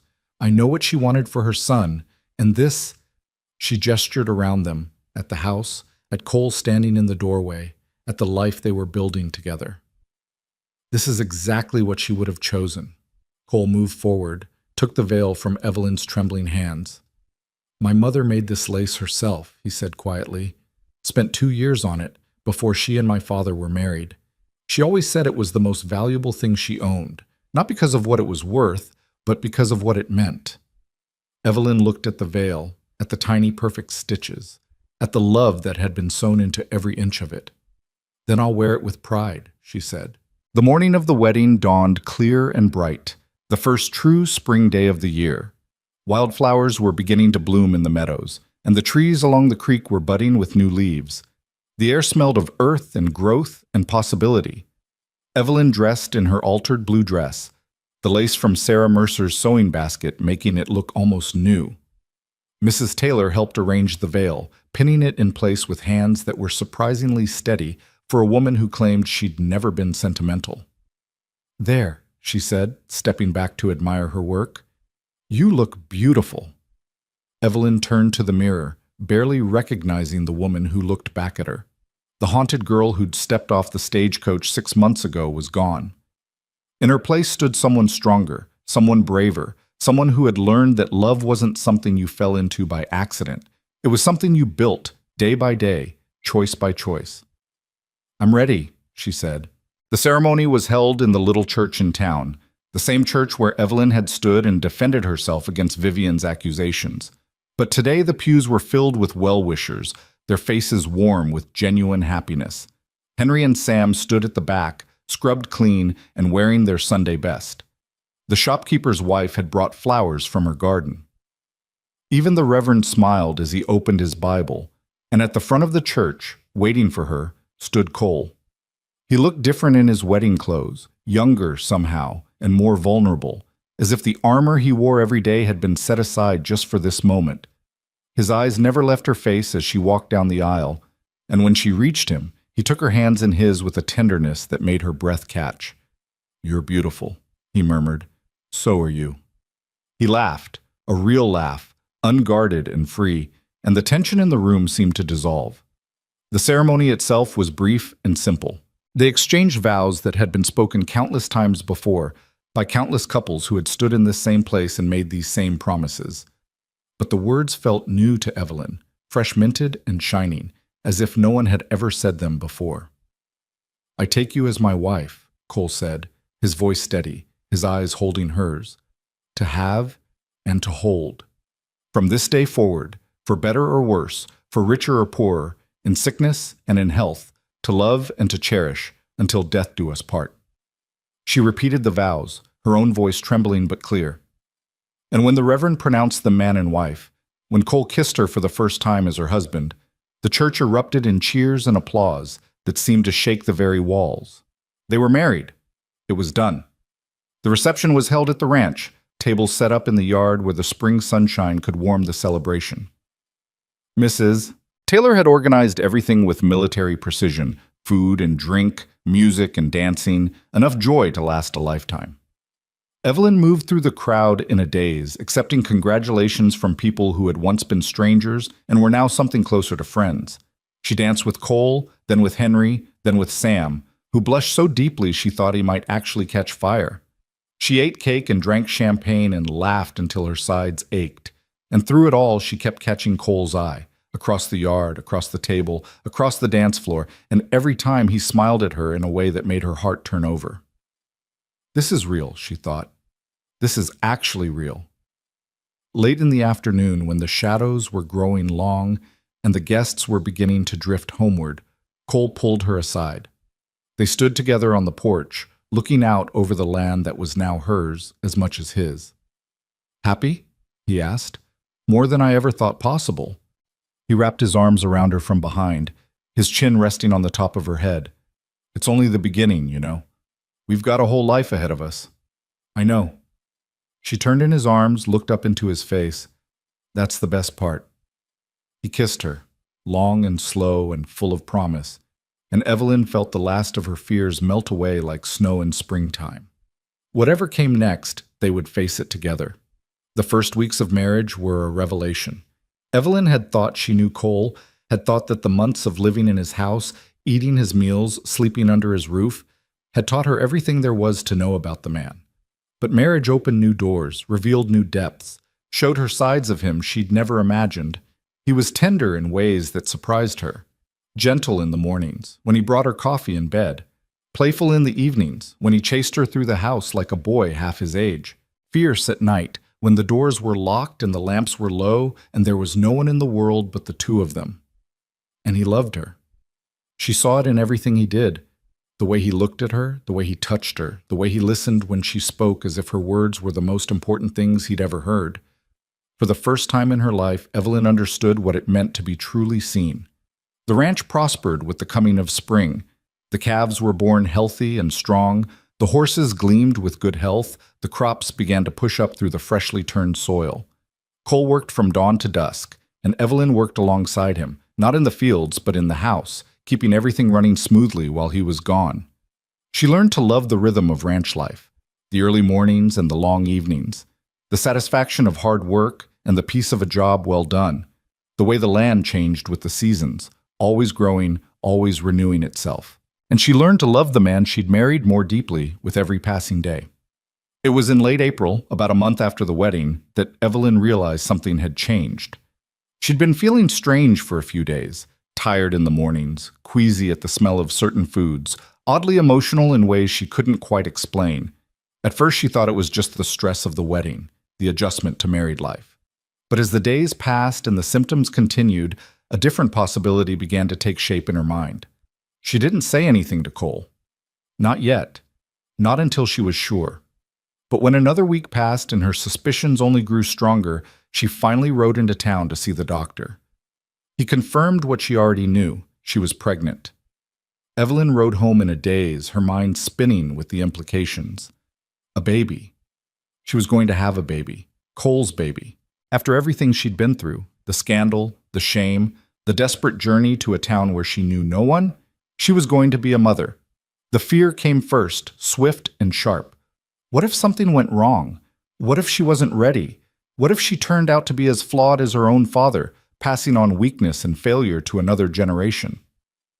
But then she thought of Cole, of the life they were building together, of the house that was finally becoming a home, the land that was finally becoming hers, and the fear gave way to something else, something brighter, something that felt almost like hope. Cole was in the barn when she returned, brushing down one of the horses. He looked up at the sound of her footsteps, and his expression shifted immediately from casual welcome to sharp concern. "What happened? You look pale. Are you sick?" "No." She stood in the doorway, her hands trembling slightly. "I'm not sick." "Then what?" "I went to see the doctor." Cole set down the brush, crossed the barn in 3 long strides. His hands found her shoulders, his eyes searching her face. "Tell me." She took a breath. Let it out slowly. "I'm going to have a baby." For a moment, he didn't react, just stood there, frozen, his hands still gripping her shoulders. Then slowly, a smile spread across his face, the widest, brightest smile she'd ever seen. "A baby," he repeated. "We're going to have a baby." "Yes." He let out a whoop that probably scared the horses and swept her into his arms, spinning her around until she was dizzy and laughing and crying all at once. "A baby," he said again, setting her down but not letting go. "Our baby. Evelyn, I don't even know what to say." "Say you're happy." "I'm happy." He cupped her face in his hands, kissed her forehead, her cheeks, her lips. "I'm so happy I could burst." They stood there in the barn, wrapped in each other's arms, as the afternoon light streamed through the open doors. Outside, the world went on, cattle grazing, birds singing, the wind rustling through the new leaves on the trees. But in this moment, nothing else mattered. The news spread quickly, as news always did in small towns. Within a week, everyone in Benton knew that the Mercers were expecting their first child. Congratulations poured in from all sides, gifts and good wishes, advice, and offers of help. Even people who had once been skeptical of Evelyn seemed to soften at the news. There was something about a baby, it seemed, that cut through judgment and suspicion, that reminded people of what really mattered. The one person who didn't send congratulations was Vivian Whitmore. But as the weeks passed and spring turned towards summer, Evelyn found she didn't care. Vivian could think whatever she wanted, believe whatever lies she chose to believe. It didn't matter anymore. Evelyn had everything she'd ever wanted: a home, a husband, and now a child on the way. The past that had haunted her for so long was finally beginning to fade, replaced by a future bright with possibility. She was standing on the porch one evening in early June, watching the sunset paint the sky in shades of pink and gold, when Cole came up behind her and wrapped his arms around her waist. "What are you thinking about?" he murmured against her hair. "The future." She leaned back into him, felt the solid warmth of his body against hers. "All the things we're going to build together. It's going to be good." His hands moved to rest on her still flat stomach. "All of it." "I know." She turned in his arms, looked up into his face. "I finally believe it." He kissed her, soft and slow, and the last light of day faded around them as they stood together on the porch of the house that was finally, truly home. But even as Evelyn allowed herself to hope, even as she began to believe that the worst was behind her, shadows were gathering on the horizon. Vivian Whitmore had been quiet for too long, and that silence would not last forever. The storm that had been building since that first day in the general store was about to break. And when it did, it would test everything Evelyn and Cole had built, their love, their trust, and the new life they were just beginning to imagine. The storm arrived without warning on a sweltering afternoon in late June, though it had nothing to do with the weather. Evelyn was in the kitchen, preparing supper, when she heard the sound of horses approaching. Not the familiar rhythm of Cole returning from the pastures, but something faster, more urgent, more ominous. She wiped her hands on her apron and moved to the window, her heart already beginning to race. 2 riders were coming up the drive, and even from a distance she could see that one of them wore the star of a lawman. The other was Vivian Whitmore. Cole emerged from the barn at the same moment Evelyn stepped onto the porch. His eyes met hers across the yard, and she saw her own fear reflected in his face. Then he turned to face the approaching riders, positioning himself between them and the house. "Sheriff Dawson," he said, as the men reined in their horses, "what brings you out to Mercer Creek?" The sheriff was a heavy-set man with graying hair and tired eyes, the kind of man who'd seen too much of human nature to be surprised by any of it. He dismounted slowly, removed his hat, and wiped his forehead with a bandana before answering. "Wish I could say this was a social call, Cole. It isn't. His eyes flicked to Evelyn, standing on the porch with her hands pressed against her stomach. Mrs. Mercer, I'm sorry to bother you, but I've got some questions that need asking. What kind of questions? Cole's voice was careful, controlled. The kind that come from Little Rock. The sheriff reached into his saddlebag and pulled out a folded paper. Got a telegram this morning from the authorities there. Seems there's been some new developments in the matter of Marcus Hart's estate. Evelyn felt the blood drain from her face. She gripped the porch railing to keep herself upright, and Cole was at her side in an instant, his hand on her arm, steadying her. Whatever this is about, he said, my wife has nothing to hide. I'm sure she doesn't. But the sheriff's voice was neutral, non-committal. Still, I need to ask, and Miss Whitmore here, he gestured to Vivian, who had remained on her horse, watching the scene with barely concealed satisfaction. She's made some serious accusations that need to be addressed. What accusations? Evelyn's voice came out stronger than she expected. I've already shown the town the records from my father's estate. Everything was settled. There was nothing hidden. That's what I thought too. The sheriff unfolded the paper in his hand. But according to this telegram, a man named Harold Perkins, one of your father's former creditors, has come forward with new information. He claims that before your father died, he transferred a substantial sum of money to a private account, an account that was never recovered by the bank. The world seemed to tilt beneath Evelyn's feet. That's impossible. I didn't know anything about any private account. Maybe not. The sheriff's eyes were sympathetic but firm. But Mr. Perkins is claiming otherwise. He's coming to Benton himself to pursue the matter. Should be here within the week. Vivian finally spoke, her voice dripping with false concern. You see, Sheriff, I told you there was more to this story. A woman doesn't flee 300 miles from her home unless she has something to hide. I didn't flee, Evelyn said sharply.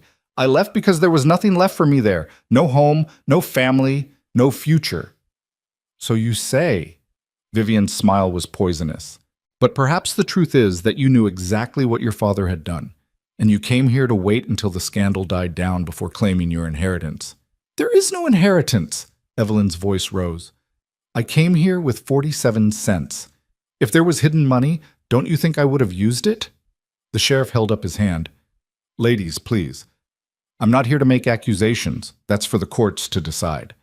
I'm just here to inform you that Mr. Perkins has filed a formal complaint, and until the matter is resolved, I'm going to need you to stay in the area, Mrs. Mercer. She's not going anywhere. Cole's arm tightened around her. This is her home. I understand that. The sheriff tucked the telegram back into his saddlebag. I'm sorry to be the bearer of bad news, especially under the circumstances. His eyes dropped briefly to Evelyn's stomach, where the first slight swell of pregnancy was beginning to show. But the law is the law, and I've got a job to do. He mounted his horse, tipped his hat to both of them, and turned to ride away. Vivian lingered a moment longer, her eyes locked on Evelyn's face. I told you this wasn't over, she said softly. Did you really think you could escape your past so easily?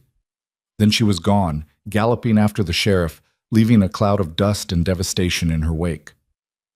The days that followed were the longest of Evelyn's life. She went through the motions, cooking, cleaning, caring for the house, but her mind was elsewhere, trapped in a nightmare that refused to end. Every sound made her jump. Every horse on the road made her heart race. She lay awake at night, staring at the ceiling, wondering if this was the moment when everything would finally fall apart. Cole did his best to comfort her. He held her when she cried, reassured her when she despaired, promised her over and over that they would get through this together. But even his steady presence couldn't banish the fear that had taken root in her chest. What if they're right? She asked one night, curled against him in the darkness. What if my father did hide money, and I just didn't know about it? Then you didn't know about it, Cole said firmly. That's not a crime. But what if they don't believe me? What if they decide I'm lying? Then we'll prove them wrong. His arms tightened around her. I won't let them take you from me, Evelyn. I won't let them destroy what we've built. She wanted to believe him, wanted it more than anything, but the fear was too strong, too deep, too familiar. This was what she'd been running from all along, not just her father's scandal, but the knowledge that no matter how far she went, it would always find her. Harold Perkins arrived in Benton on a Tuesday afternoon, exactly 1 week after the sheriff's visit. He was a thin man with a pinched face and calculating eyes, the kind of man who counted every penny and remembered every slight. He'd lost money when Marcus Hart's scheme collapsed, and he wanted blood. The meeting was held at the sheriff's office, a cramped room that smelled of tobacco and old paper. Evelyn sat on one side of the desk, Cole beside her, while Perkins sat on the other, Vivian Whitmore hovering behind him like a vulture waiting for carrion. "Let's get down to business," the sheriff said, looking tired. "Mr. Perkins, you've made some serious accusations. I'd like to hear the evidence." Perkins leaned forward, his eyes fixed on Evelyn. "Before Marcus Hart died, he came to see me. Said he knew the game was up, that the bank examiners would find everything. But he said he'd taken precautions, set aside money that they'd never find." His thin lips curved into an ugly smile. "He said his daughter knew where it was, that she'd take care of everything once the dust settled." "That's a lie," Evelyn's voice shook. "I never spoke to my father about any hidden money. I didn't even know he was stealing until after he was dead." "So you claim." Perkins reached into his coat and pulled out a folded letter. "But I have proof." He slid the letter across the desk, and Evelyn's heart stopped. It was her father's handwriting. She would have recognized it anywhere, the precise, careful script of a man who spent his life working with numbers and documents. The letter was addressed to Harold Perkins, dated 3 days before her father's death. "Read it aloud," Vivian said, her voice thick with satisfaction. "Let everyone hear." The sheriff picked up the letter, cleared his throat, and began to read. "Dear Harold, by the time you receive this, the truth will be known. I have made terrible mistakes, and I cannot face the consequences. But I want you to know that I have not left my daughter destitute. There is money, enough to see her through, hidden in a place only she knows. She has promised to repay what I owe you, once the situation has calmed. I am sorry for everything. Yours, Marcus Hart." The room went silent. Evelyn stared at the letter, her mind reeling. Her father had written this, had claimed that she knew about hidden money, had made her complicit in his crimes without her knowledge or consent. "I didn't know," she whispered. "I swear, I didn't know about any of this." "Then how do you explain this letter?" Perkins demanded. "Your father clearly states that you promised to repay his debts, that you know where the money is." "I don't know." Her voice rose, cracking with desperation. "He never told me anything, never gave me anything. When he died, I had nothing, nothing but debt and shame and the clothes on my back." "You expect us to believe that?" Vivian stepped forward, her eyes gleaming. "Your father writes a letter specifically naming you, and you claim complete ignorance." "I'm telling the truth." "Ladies," the sheriff's voice was sharp, "this isn't a courtroom. We're here to establish facts, not assign blame." He turned to Evelyn, his expression troubled. "Mrs. Mercer, do you have any idea what your father might have been referring to? Any place he might have hidden money that you know about?" Evelyn's mind raced through the memories of her life before the collapse, the house she'd grown up in, the places her father had frequented, the secrets he might have kept. But there was nothing. No hidden compartment, no mysterious location, no explanation for the letter in front of her. "No," she said finally. "I don't know anything." Perkins slammed his hand on the desk. "She's lying. She's been lying since the day she came to this town, and now she's lying to protect herself." "That's enough." Cole's voice cut through the chaos like a blade.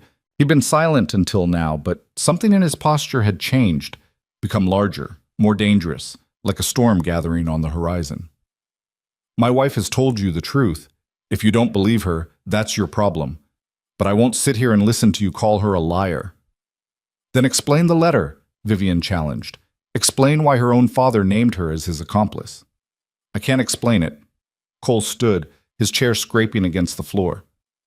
"But I know my wife, I know her character, and I know that whatever her father did or didn't do, she had nothing to do with it." He turned to the sheriff. "Is my wife under arrest?" The sheriff hesitated. "No, there's not enough evidence for that." "Then we're done here." Cole took Evelyn's arm, helped her to her feet. "If Mr. Perkins wants to pursue this matter further, he can do so through the proper legal channels. But we're not going to sit here and be interrogated like criminals." They walked out of the sheriff's office together, leaving Perkins sputtering with rage and Vivian seething with frustration. But Evelyn felt no triumph, only a deep, cold fear that settled into her bones and wouldn't let go. The ride back to the ranch was silent. Cole kept his eyes on the road, his jaw set, his hands tight on the reins. Evelyn sat beside him, her mind churning with questions that had no answers. Finally, as they crested the hill that overlooked Mercer Creek, she spoke. "What if he's right?" Cole turned to look at her. "What? What if my father did hide money somewhere? What if there's something I'm supposed to know that I don't?" Her voice broke. "What if this never ends?" Cole stopped the wagon, set the brake, and turned to face her fully. His hands found hers, held them tight. "Listen to me," he said, his voice low and fierce. "I don't care if your father hid $1 million. I don't care if he named you in 100 letters. None of that changes who you are. None of it changes how I feel about you. But the town can think whatever they want. The people who matter, the ones who know you, who've seen what kind of person you are, they're not going to believe some dead man's letter over the evidence of their own eyes." Evelyn wanted to believe him, wanted it so desperately that it hurt. But the fear was too strong, too familiar. "What if they take me away?" she whispered. "What if they decide I'm guilty and put me in prison? What about the baby?" Cole's expression shifted, something raw and vulnerable breaking through his careful control. His hand moved to her stomach, pressed gently against the slight swell there. "That's not going to happen," he said. "I won't let it happen." "You can't promise that." "I can promise that I'll fight for you." His eyes met hers, steady and sure. "With everything I have. Until my last breath." "That's not a promise. That's a vow." She leaned into him, let him hold her, let his strength become her anchor. And somewhere deep inside, beneath the fear and the doubt, a small flame of hope continued to burn. The weeks that followed were a war of attrition. Perkins refused to leave town, setting up residence at the hotel and spending his days gathering evidence, interviewing anyone who would talk to him, building a case against Evelyn that seemed to grow more damning by the day. Vivian was his willing ally, using her family's influence to turn opinion against the Mercers. She spread rumors, planted doubts, reminded everyone who would listen about the scandal in Little Rock and the letter from Marcus Hart. But not everyone was swayed. Mrs. Taylor was the first to speak out. She called another meeting at the church, this time to defend Evelyn rather than accuse her. "I've known this woman for almost a year," she said, standing at the front of the packed room. "I've watched her struggle. I've watched her build a life from nothing, and I refuse to believe that she's the scheming criminal some people would have you think." The shopkeeper's wife stood next. "Evelyn Mercer has been nothing but kind since she came to this town. She pays her bills, she treats everyone with respect, and she's never given anyone a moment's trouble. That's more than I can say for some people." Her eyes flicked briefly to Vivian, who was sitting in the back row with Perkins, her face a mask of barely contained fury. One by one, others rose to speak.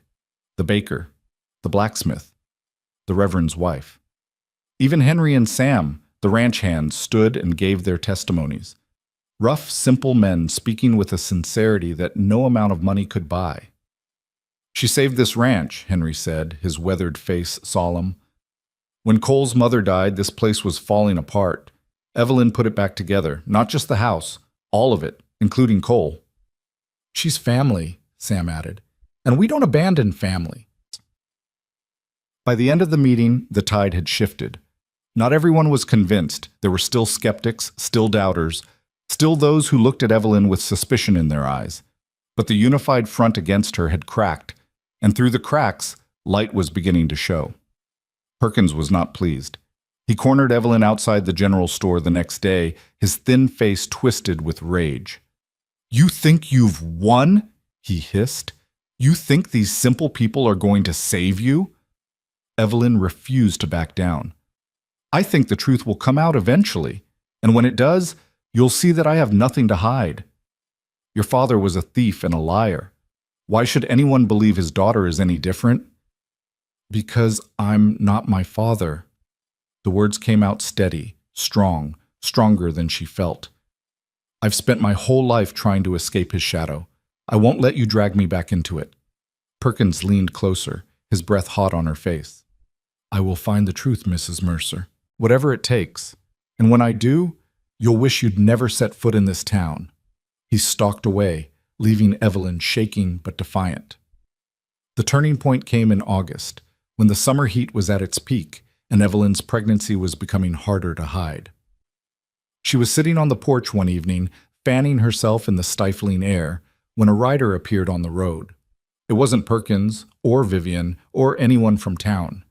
It was a stranger, a young man in a dusty traveling coat, carrying a leather satchel that bulged with papers. He dismounted at the gate, removed his hat, and approached the porch with a respectful nod. "Mrs. Mercer?" Evelyn rose slowly, her hand moving instinctively to her stomach. "Yes?" "My name is Jonathan Webb. I'm an attorney from Little Rock." He reached into his satchel and pulled out a stack of documents. "I've been investigating your father's case for the past several months, and I believe I've found something that might interest you." Cole emerged from the barn at the sound of voices, his expression wary. "What kind of something?" "Proof," Webb said simply. "Proof that Evelyn Hart had nothing to do with her father's crimes." They sat around the kitchen table while Webb spread his documents across the scarred wood. There were bank records, court documents, sworn testimonies, a paper trail that stretched back years, telling a story that was far more complicated than anyone had realized. "Your father was being blackmailed," Webb explained, pointing to a series of transactions. "For years, a man named Thomas Whitmore." Evelyn's breath caught. "Thomas Whitmore?" "Yes. Your former fiancé." Webb's eyes were sympathetic. "He discovered your father's embezzlement early on before anyone else knew. Instead of turning him in, he used the information to extort money, tens of thousands of dollars, over the course of 3 years. Cole's jaw tightened. "That son of a—" "There's more." Webb pulled out another document. "The letter that Harold Perkins has been waving around. It's a forgery. I had a handwriting expert examine it against verified samples of Marcus Hart's writing. The letter was written by someone else, probably Thomas Whitmore himself, and backdated to make it look legitimate." Evelyn stared at the documents, her mind struggling to process what she was hearing. Thomas, the man she'd loved, the man who'd abandoned her, had been blackmailing her father, had probably driven him to desperation, to the act that had destroyed everything. "Why?" she whispered. "Why would he do this?" "Money," Webb said simply. "And revenge. When your father finally refused to pay, Thomas decided to destroy him completely. He tipped off the bank examiners, then positioned himself as an innocent victim of the scandal." He paused. "He probably thought that with your father dead and your family ruined, no one would ever discover the truth." "But you did." "I've been investigating the Whitmore family for years. They have a history of this kind of thing: blackmail, extortion, fraud. Thomas is just the latest in a long line." Webb gathered his documents. "I've shared my findings with the authorities in Little Rock. Charges are being filed as we speak. Harold Perkins has already been informed that his case against you has no merit." Evelyn felt tears spilling down her cheeks, but she didn't try to stop them. "It's over?" "It's over." Webb smiled for the first time. "You're free, Mrs. Mercer. Completely and totally free." Cole pulled her into his arms, and she buried her face against his chest, sobbing with relief. All these months of fear, of doubt, of waiting for the axe to fall. And now it was over. The nightmare that had haunted her since Little Rock was finally, truly finished. "Thank you," she managed, looking up at Webb through her tears. "Thank you so much." "Don't thank me." The young attorney began packing up his satchel. "Thank the truth. It has a way of coming out eventually, no matter how deeply someone tries to bury it." The news spread through Benton like wildfire. Within days, everyone knew about Thomas Whitmore's treachery, about the forged letter, about Evelyn's complete vindication. Harold Perkins left town without a word, his case in ruins. And Vivian Whitmore, faced with the revelation that her own cousin had orchestrated the entire scandal, retreated to her family's estate and was not seen in public for weeks. For Evelyn, the change was nothing short of miraculous. People who had looked at her with suspicion now smiled warmly. Shop owners who had been cool greeted her with genuine warmth. Even the hotel clerk who had turned her away that first desperate night approached her on the street to offer his apologies. "I should have judged you by your own actions, not your father's," he said, his weathered face contrite. "I hope you can forgive me." "There's nothing to forgive," Evelyn replied. and found that she meant it. We all make mistakes. What matters is what we do after. But the sweetest vindication came from an unexpected source. She was in the general store picking up supplies for the ranch when she heard her name called. She turned to find Mrs. Patterson, the boarding house owner who had refused her a room all those months ago, standing in the doorway. Mrs. Mercer. The older woman's voice was stiff, uncomfortable. I heard what happened, about the investigation and the Whitmore boy. Yes. Mrs. Patterson swallowed hard. I owe you an apology. I should have helped you when you first came to town. Instead, I turned you away because of rumors and gossip. Evelyn studied the woman's face, the pride warring with shame, the genuine regret behind the formal words. I understand why you did it, she said quietly. You were protecting your reputation, protecting your business. That doesn't make it right. No, but holding grudges doesn't make anything right either. Evelyn smiled, surprising herself with how easy it felt. Let's just say we're starting over. Clean slate. Mrs. Patterson's eyes widened, then softened with something that might have been gratitude. You're a remarkable woman, Mrs. Mercer. I'm just a woman who's learned that bitterness doesn't get you anywhere. Evelyn picked up her basket of supplies. Have a good day, Mrs. Patterson. She walked out of the store with her head high, feeling lighter than she had in years. The autumn came with its usual riot of color, leaves turning gold and crimson, the air growing crisp, the harvest bringing in the last of the season's bounty. Evelyn's pregnancy progressed smoothly, her belly swelling with the life growing inside her, filling her with a joy that sometimes felt too vast to contain. Cole was transformed. The quiet, guarded rancher she'd first met on the bridge had become something softer, something brighter. He laughed more easily now, touched her more freely, looked at her with an openness that made her heart ache. What are you thinking about? She asked one evening, finding him on the porch, staring out at the sunset. You. He pulled her close, his hands resting on her belly. Us. Everything we've been through to get here. Do you ever regret it? Taking in a stranger with nothing but a carpet bag and a ruined reputation? He turned her in his arms, cupped her face in his hands. I regret every moment we were apart before I met you. Every day I spent alone in this house, not knowing you existed. His voice dropped. But from the moment I saw you on that bridge, I've never regretted a single thing. She kissed him, long and slow, pouring all her love into the contact. When they finally broke apart, both of them were breathless. I love you, she said, more than I ever thought I could love anyone. I know. He smiled, and it was like watching the sun rise. I love you too. You and our baby, more than life itself. They stood together on the porch, watching the last light fade from the sky, wrapped in each other's arms and the promise of everything yet to come. The baby would arrive in a few months. Spring would return, bringing new life to the ranch and new beginnings for them all. And whatever challenges lay ahead, they would face them together, as partners, as lovers, as a family. The woman who had once stood on a bridge with nothing was finally home. Winter settled over Mercer Creek like a familiar friend, draping the land in white and quieting the world to a hush. But inside the ranch house, there was only warmth, fires crackling in every hearth, lamps glowing golden against the early darkness, and the constant presence of love that seemed to fill every corner. Evelyn was enormous now, her belly stretching the fabric of the dresses Mrs. Taylor had helped her alter, her movements slow and careful as she navigated the house. Cole hovered constantly, bringing her tea she didn't ask for, fetching blankets she didn't need, watching her with an expression of mingled terror and wonder that made her laugh even when her back ached and her feet swelled. You're going to wear a path in the floor, she said one evening, watching him pace by the fire. Sit down before you make me dizzy. He sat, but his leg bounced with nervous energy. I should have sent for the doctor days ago. What if something goes wrong? What if... Nothing is going to go wrong.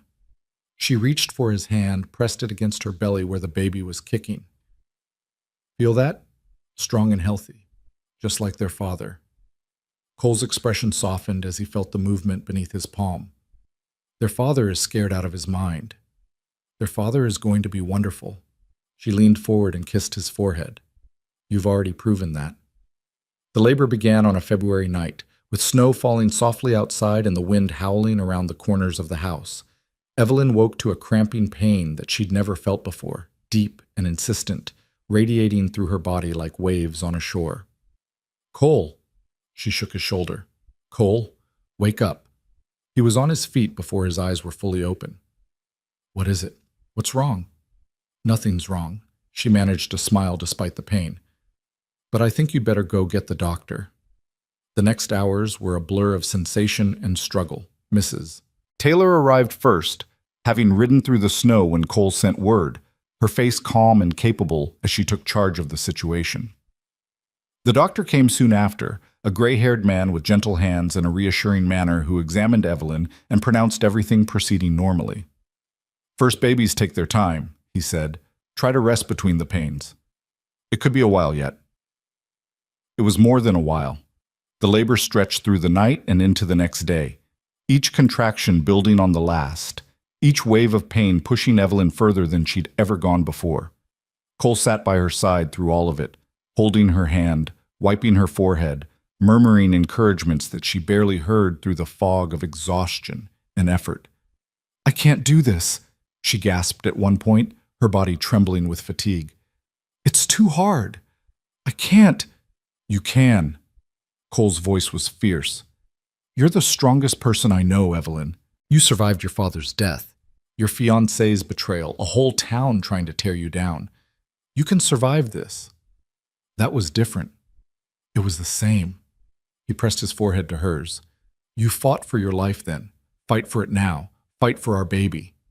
She didn't know where the strength came from, maybe from him, maybe from somewhere deep inside herself that she'd never known existed. But when the doctor told her to push, she pushed. When the pain became unbearable, she screamed and pushed again. And when at last she heard a thin, wavering cry pierce the air, she collapsed against the pillows with tears streaming down her face. A girl, the doctor announced, wrapping the squalling infant in a blanket. A beautiful, healthy girl. Cole took the baby in his arms with a reverence that made Evelyn's heart crack open. His weathered face was wet with tears, his hands trembling as he cradled the tiny form. She's perfect, he whispered. Evelyn, look at her. She's absolutely perfect. Evelyn reached for her daughter, felt the warm weight settle against her chest. The baby had stopped crying, her eyes, gray like her father's, blinking up at her mother with an expression of infinite trust. Hello, little one, Evelyn murmured. Welcome to the world. What should we call her? Cole asked, settling onto the bed beside them, his arm around Evelyn's shoulders. She'd thought about it for months, considered name after name, rejected most of them, circled back to a few favorites. But now, looking at her daughter's face, only one name felt right. Sarah, she said, after your mother. Cole made a sound that was half laugh, half sob. She would have loved that. She would have loved her.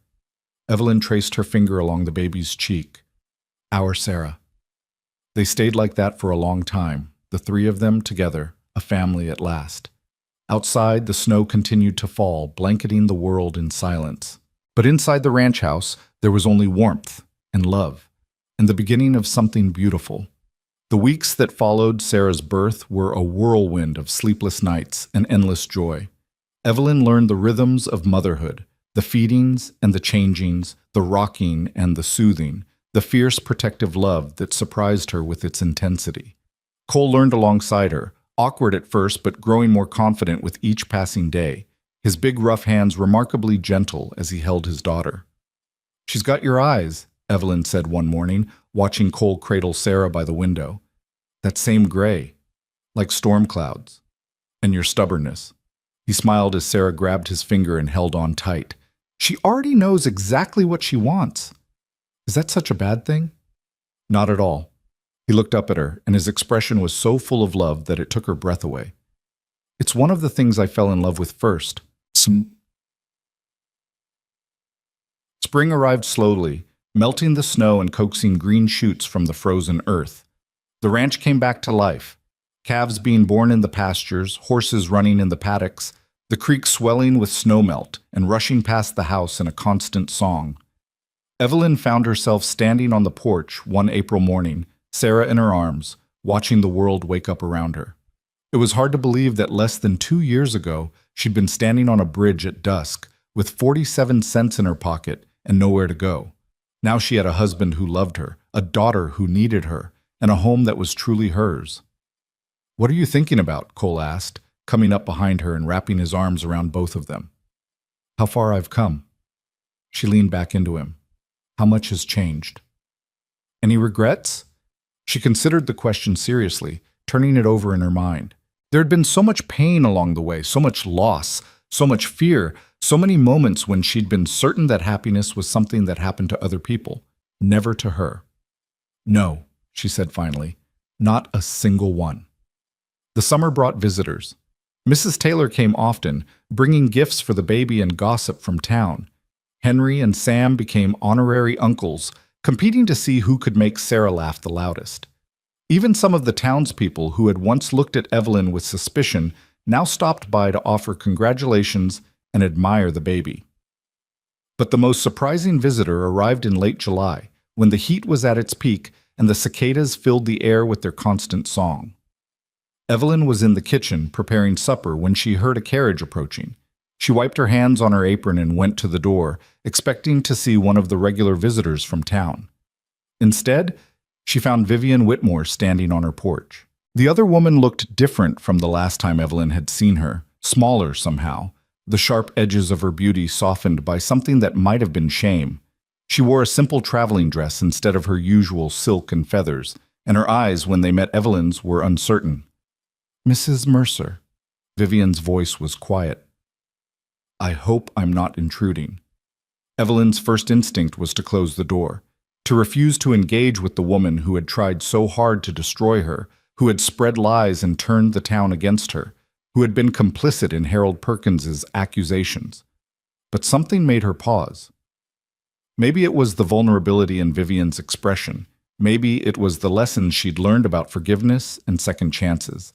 Or maybe it was simply the peace that came from knowing that Vivian's schemes had failed, that the truth had won, that nothing this woman could say or do could hurt her anymore. "You'd better come in," she said. They sat in the parlor, the room filled with afternoon light, and the sound of Sarah cooing in her cradle. Evelyn poured tea and waited, letting the silence stretch until Vivian was ready to speak. "I came to apologize," Vivian said finally, her hands wrapped around her cup. "For everything." Evelyn said nothing, just watched and waited. "I was jealous." The words came out in a rush, as if Vivian had been holding them back for a long time. "When I heard that Cole was courting you, I couldn't stand it. I'd always assumed that eventually he'd come back to me, that he'd realize what a mistake he'd made. And when he didn't, I wanted to destroy you." Vivian's voice was barely above a whisper. "I wanted to tear apart everything you'd built, make you suffer the way I was suffering. I didn't care about the truth.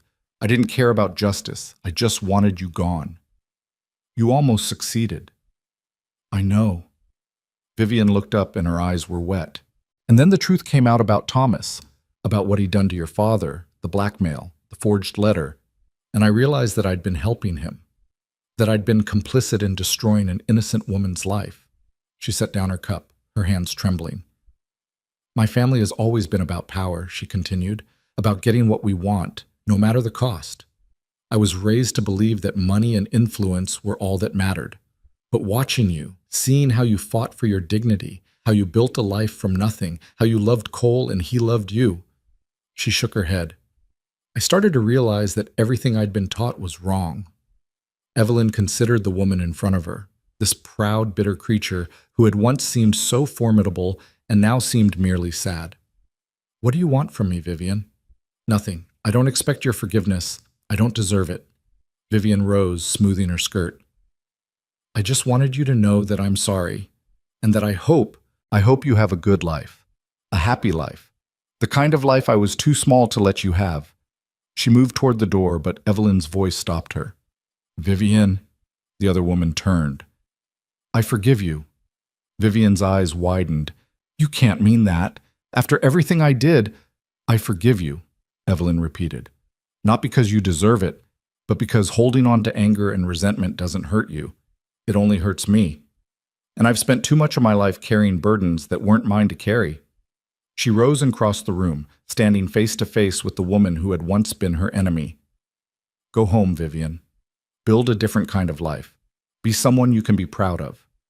She paused. "It's not too late. It's never too late." Vivian stared at her for a long moment, something shifting in her expression, surprise maybe, or something closer to wonder. Then she nodded once, turned, and walked out the door. Evelyn watched her carriage disappear down the road, then went back inside to tend to her daughter. The years passed like seasons, slowly at first, then with gathering speed, each one building on the last until Evelyn looked up and realized that the life she'd once dreamed of had become the life she was living. Sarah grew from a baby into a toddler, then into a child with her father's gray eyes and her mother's stubborn chin. She learned to walk in the big kitchen where Evelyn had once kneaded her first loaves of bread. She learned to ride on the same horses her father had trained since before she was born. She grew up knowing every inch of Mercer Creek, from the creek itself to the high pastures where the cattle grazed in summer. And she was not alone for long. 2 years after Sarah's birth, Evelyn gave Cole a son. They named him Robert, after Cole's father, and he had his mother's dark hair and a temperament that swung between sunny and stormy like Arkansas weather. He worshipped his older sister, followed her everywhere, and learned to cause trouble almost before he learned to walk. "We've got our hands full," Cole said one evening, watching the children chase each other around the yard while the sun set behind the hills. "We do." Evelyn leaned against him, her heart so full it ached. "Isn't it wonderful?" The ranch prospered. Cole expanded the herd, built new outbuildings, hired additional hands to help with the growing operation. Henry and Sam stayed on, growing older and grayer but no less loyal, becoming fixtures of the place as permanent as the creek or the hills. Mrs. Taylor visited often, spoiling the children shamelessly and telling stories about their grandmother Sarah that made Cole's eyes grow bright with unshed tears.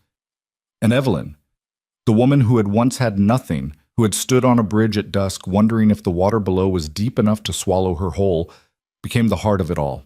She cooked and cleaned and organized and managed, turning the ranch house into a home that was always warm, always welcoming, always filled with the smell of fresh bread and the sound of children's laughter.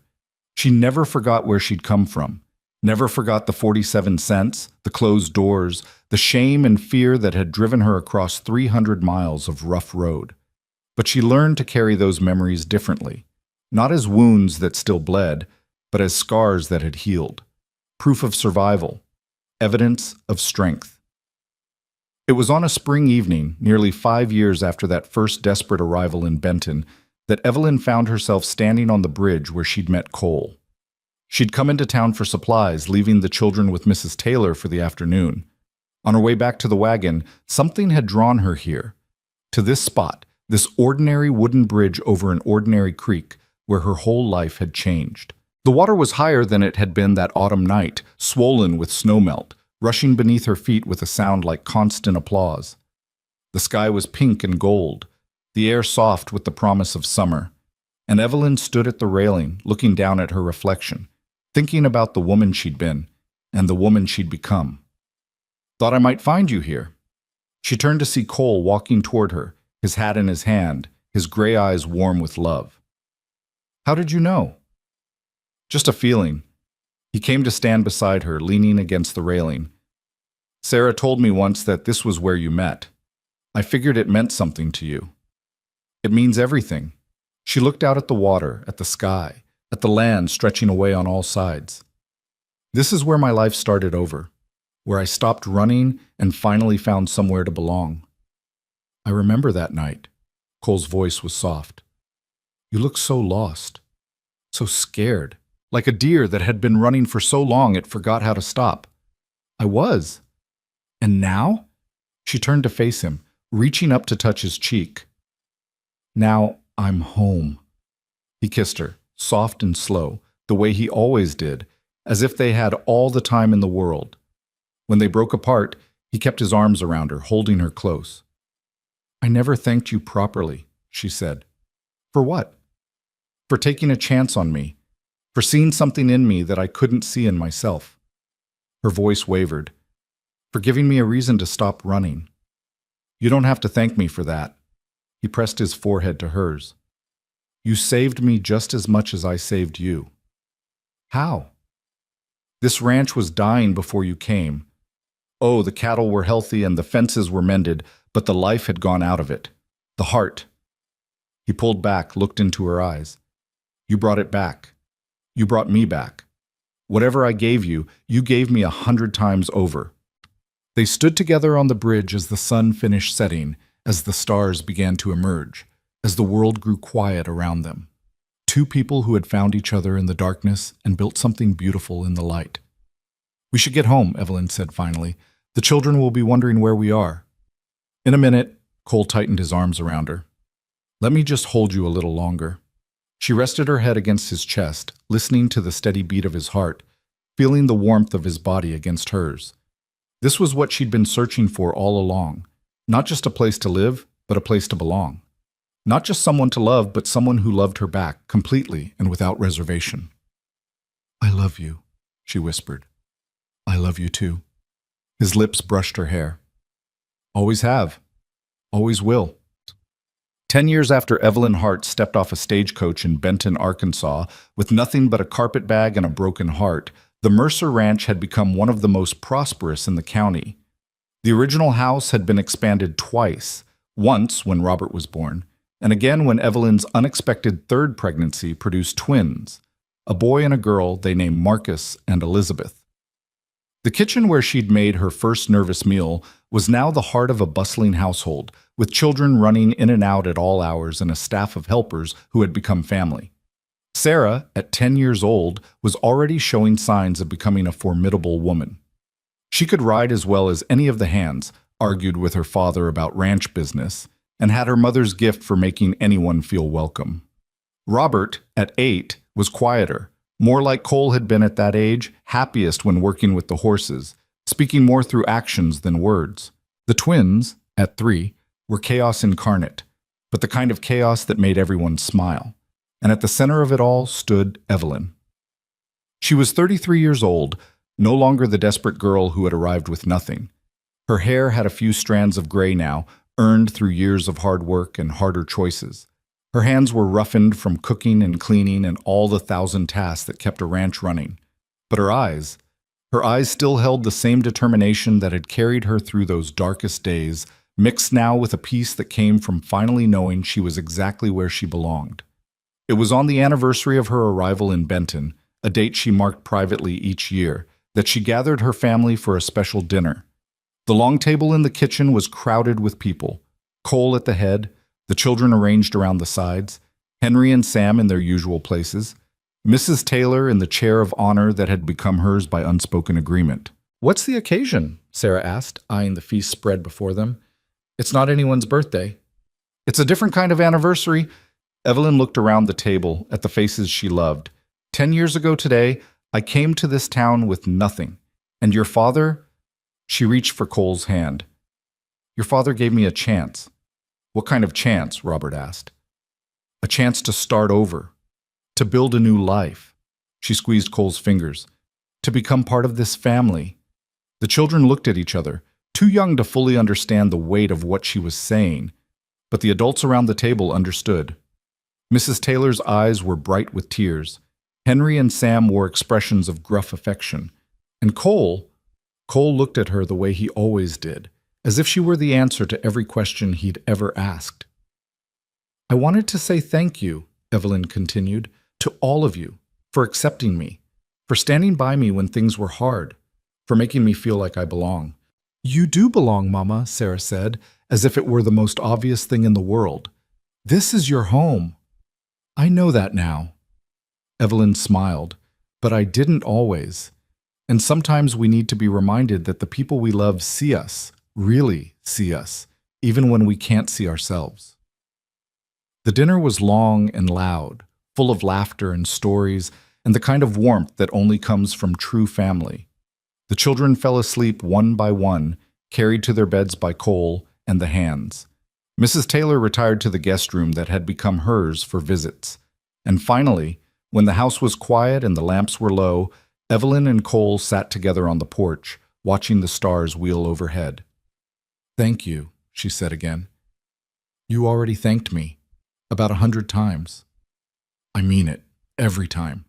She turned to look at him, this man who had saved her, who had loved her, who had given her everything she'd never dared to dream of. When I think about where I was 10 years ago, standing on that bridge, wondering if I'd made a terrible mistake coming here, and then I look at what we've built, her voice broke. I don't have words for it. You don't need words. He pulled her close. You never did. They sat in silence for a while, wrapped in each other and the peace of the night. Somewhere in the distance, a coyote howled. The wind rustled through the new leaves on the trees, and Evelyn felt for the 1,000th time the profound gratitude of a woman who had found her place in the world. "Do you remember what you said to me that first night?" she asked. "On the bridge?" Cole thought for a moment. "I said a lot of things. You said that what my father did wasn't my sin to carry, that what mattered was what I did next. I remember. You were right." She looked up at the stars, at the vast dark sky that had witnessed so much of her journey. "It took me a long time to believe it, but you were right. I'm always right." He grinned at her outraged expression. "Ask anyone." She laughed, a full, free sound that rang out across the quiet land, and kissed him. It was a kiss full of everything they'd shared, the fear and the hope, the struggle and the triumph, the deep abiding love that had grown stronger with every passing year. When they finally went inside, walking hand in hand through the house they'd built together, Evelyn paused at the door to the children's room. Sarah and Robert slept in their beds, peaceful and safe. The twins were curled together in their shared crib, breathing in perfect unison. Her children, her family, her life. "What is it?" Cole asked softly. "Nothing." She turned to him, her eyes bright. "Everything. I'm just grateful." "For what?" "For all of it. For the hard times and the good times. For the struggles that made us stronger. For every single moment that led us here." She took his hand, pressed it against her heart. "For you." Cole didn't respond with words. He just pulled her into his arms and held her tight, there in the doorway of their children's room, in the house that had become a home, on the land that had become their legacy. And Evelyn, the woman who had once had nothing, who had stood on a bridge at dusk with 47 cents and a broken heart, finally understood that she had found something far more valuable than money or reputation or even safety. She had found love. She had found family. She had found herself. And that, in the end, was worth more than all the gold in the world. The end.